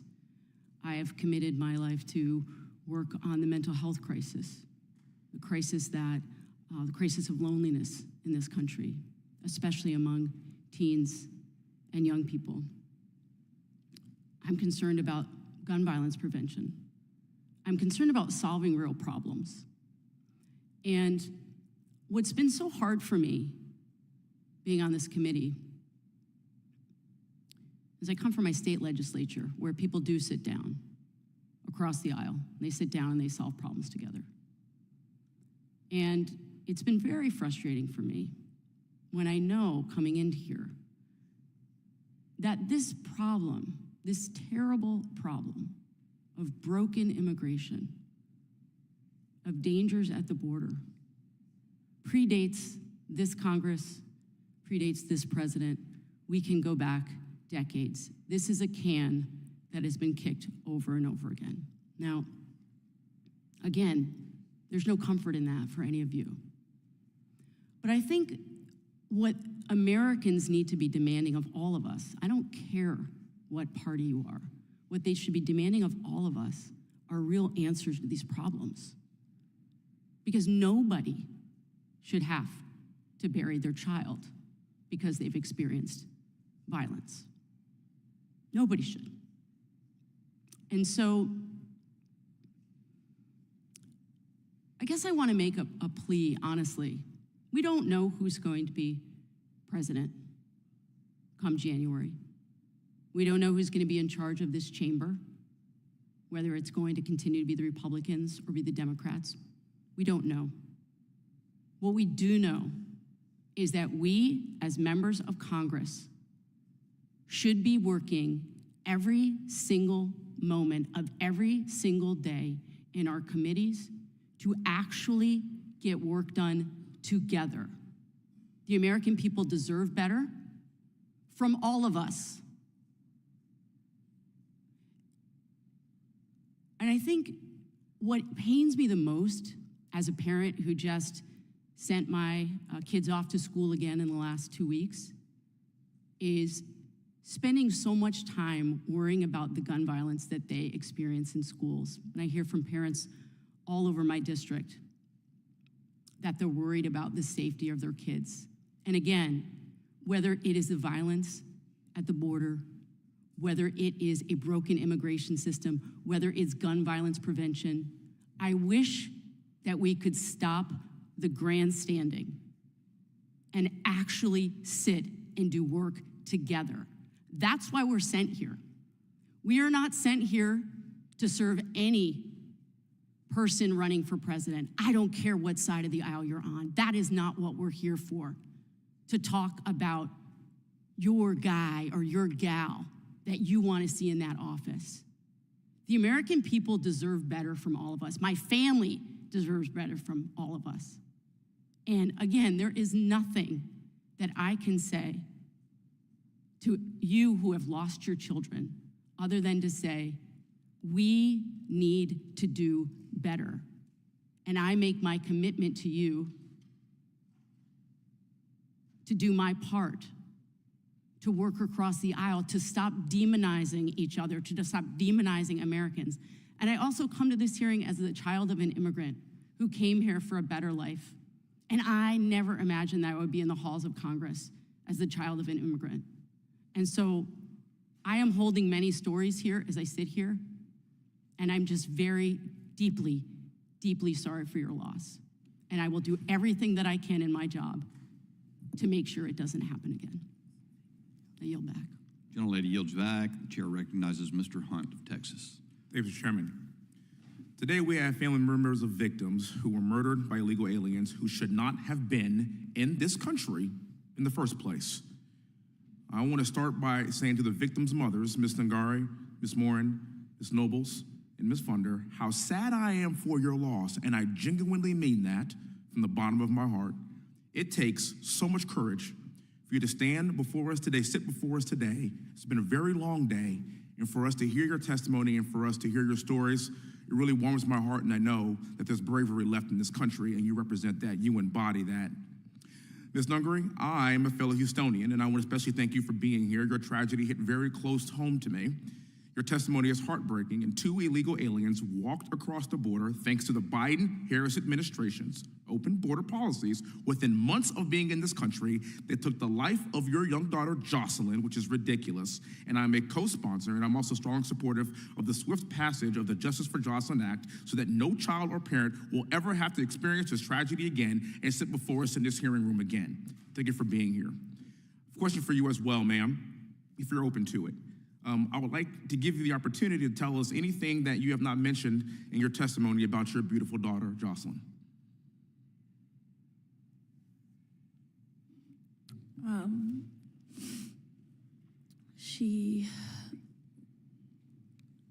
I didn't want to press what she was. She was a child. I believe all of us as adolescents have done things our parents wouldn't recommend to do.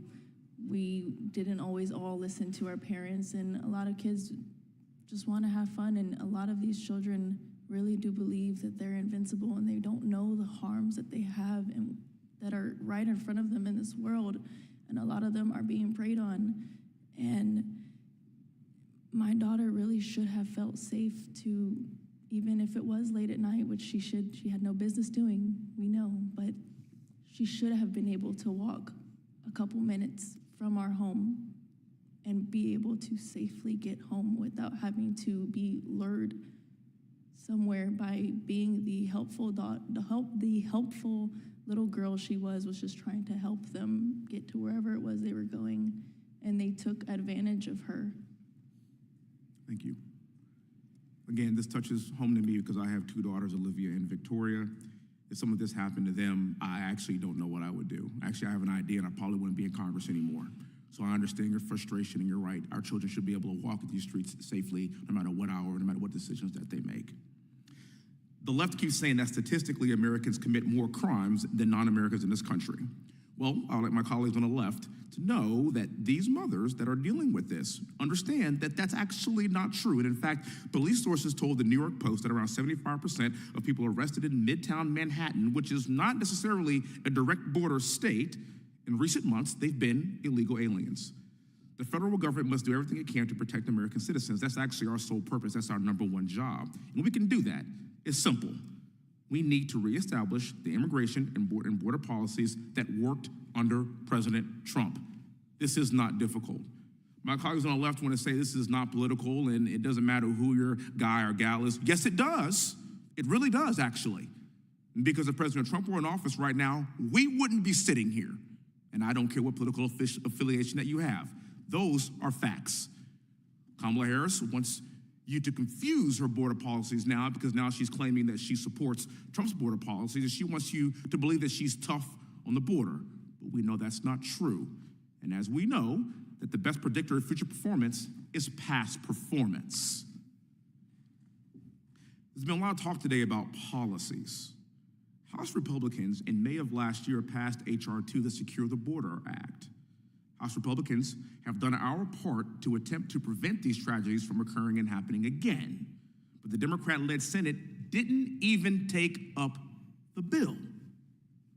If you think things are bad right now, if Kamala Harris, our borders are, is back in office after November the 5th, we will continue to have these hearings. We are doing this to elucidate the American people, to let them know that we have got to stop this from happening in this country, and we have the ability to do just that.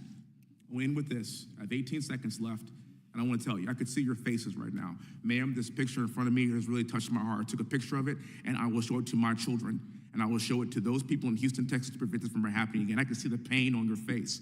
As a father, I understand exactly how you feel. As a combat veteran, and tomorrow is 9/11. As a combat veteran that went to war after 9/11, I fought for this country to keep these animals from killing our young children. I will continue to fight tirelessly to do just that. Thank you so much. Thank you for your bravery. God bless you all. And we are trying our best to prevent these tragedies from ever happening again. Thank you so much for being here. Gentleman yields back. You're recognized as the gentleman from South Carolina, Mr. Fry. Thank you, Mr. Chairman. Thank you for this hearing today, and thank you, ladies, for being here. When I was in the South Carolina legislature, I chaired an opioid task force that was our state's response to the opioid epidemic. And at the beginning of every hearing we did, you get into the policy, right? You get into the weeds of where you are and how do you get out of this.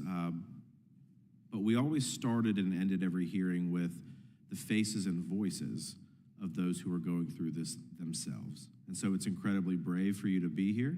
Really appreciate you sharing these stories. I know it's not easy to do so, but thank you. Ms. Nungary, your daughter Jocelyn was murdered by Venezuelan nationals who entered the country illegally, and they were released into the country with notices to appear in front of an immigration court. Is that correct? Yes, that's correct. And one of them had an ICE ankle monitor when he murdered your daughter. This to me is just like incredibly unfathomable that we're allowing these individuals into this country. What does it say about the policies of the Biden-Harris administration? Are there border policies or lack thereof working for the American people? There's a huge lack for public safety for us U.S. citizens. We should be able to feel safe throughout all cities of the United States, and it is a very, very broken, failed system. And I'm very appalled to be in this country because of how failed it is, especially after losing my daughter. We should be safe, and that shouldn't be a question, that shouldn't be a privilege, that should be a requirement. As a U.S. citizen, we should be safe at all times. No, I completely agree with you. And unfortunately, there are so many that are similarly situated to you and all of you that are going through this. Ms. Nobles, I want to turn to you. The illegal alien who murdered your daughter was an unaccompanied minor when he entered the United States. Once he committed murder, local police were able to determine that he was actually in a gang, MS-13, and had a criminal record in El Salvador. Can you tell us what happened when Martinez became custody of Child Protective Services after he murdered your daughter?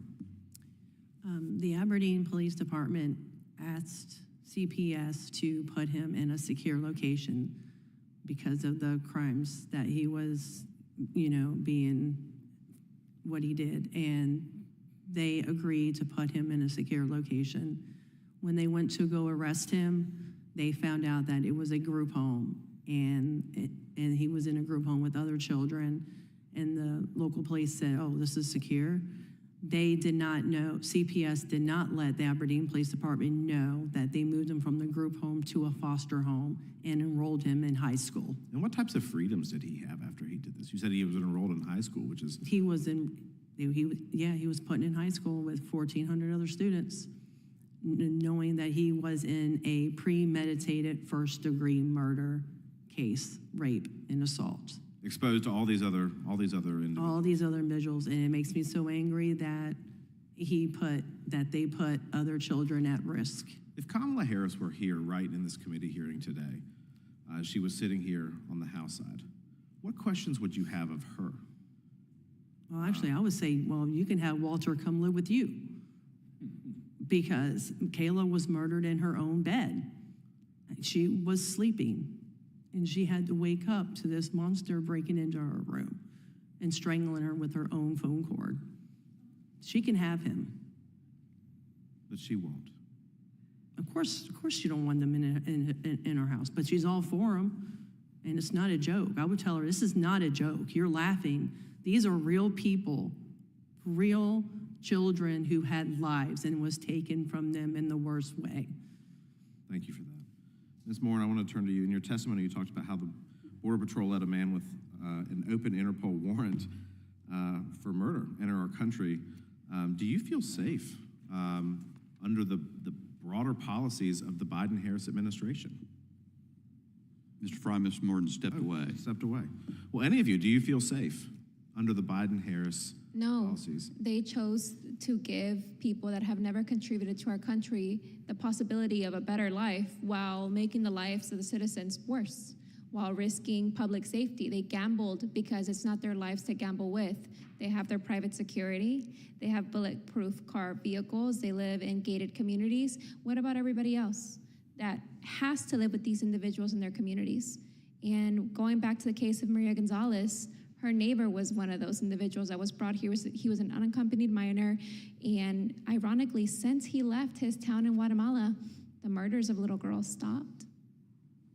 You know, it's remarkable to me, and I hear, I was listening in my office or listening to the commentary on the other side. I'm happy to work on securing the border. But every time that we have come forward with a bill or a policy initiative to do that, that you actually secure the border, that you stop the flow of people who don't know why they're in the country, that we stop the criminals from coming into the country, they don't engage. They shut down debate. They say we're engaged in conspiracy theories. In fact, you know what's so strange? The first hearing, one of the first hearings that I was ever in this room, the ranking member said that we were imagining a border crisis. That is insanity. Y'all are living this every single day, and there are millions of people who are in your shoes. Thank you for your bravery today. Thank you for being here. And we will be praying for you and with you and continuing to push this and make sure that we can secure our borders. Thank you. Gentleman yields back. Chair now recognizes the gentleman from Ohio, Mr. Ruley. So I spent 6 years in the Ohio Senate, and I'm only in my 3rd month in Congress. So I've seen a lot of testimony over the last 6.5 years. This is the first time I was nervous, being in front of all the mothers. And my days are long. I have a lot of different things, hats I wear in my life. And I came home a couple months ago, and I watched a lot of news, and I saw Jocelyn's picture. Just completely broke down. Anyone that has a daughter, there's no way you could get around that. And I started thinking about what kind of questions I could ask the moms. And like, I'm drawing a blank, and so like my cousin died young, my best friend got killed. So I got like a lot of their moms together so they could help each other and have like it's like a coffee group, and they get together and then they talk. Then I was thinking about the ultimate mom, Mary, and how her son was sacrificed, and she had to watch that, and she had to carry on. And you guys are going to carry on. And you're here, and you are empowering yourself. You have to say this story over and over and over again. And I can't imagine how you wake up in the morning and you don't have her or your kids, you don't have them with you, and how you go on. All my grandparents were born overseas, and then we celebrated going through Ellis Island. My one grandma, Giannetti, she got stuck in Ellis Island for like a year because there was medical things, and we vetted everybody, and then we assimilated. We're a country of immigrants.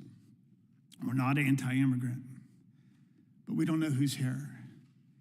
And you guys are the biggest stories of them all. You know, in Ohio, I know handfuls of people that have been killed in drunk driving that are from illegal aliens that are driving these vehicles and shouldn't be there.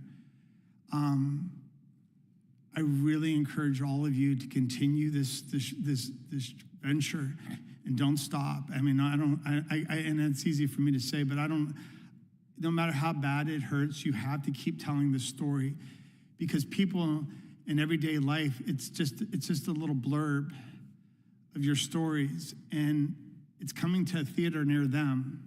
In Springfield right now, you've heard in Ohio, there's tens of thousands of Haitians that are there. There's a little boy, 11 years old, killed by one of them.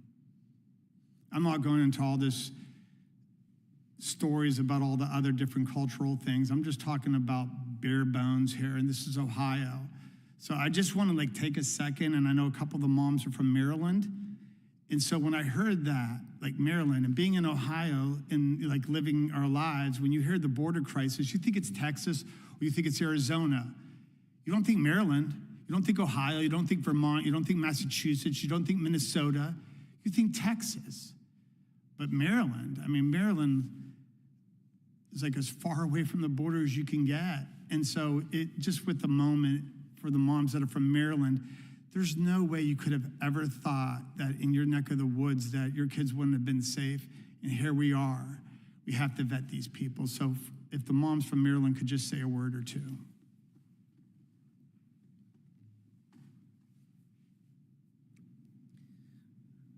I didn't think I would be living the journey that I am. I thought Kayla would be safe in her own home. And it's just, it could happen to anyone. It can happen to anyone, anywhere. And you don't have to be close to the border to have this affect you. We picked out a pretty white dress for Kayla for her viewing. She couldn't even wear it. She had to wear a granny dress to be covered from her chin down because of the bruise, because she was covered in bruises and her neck and all that was messed up from the cord. So this could happen to anyone.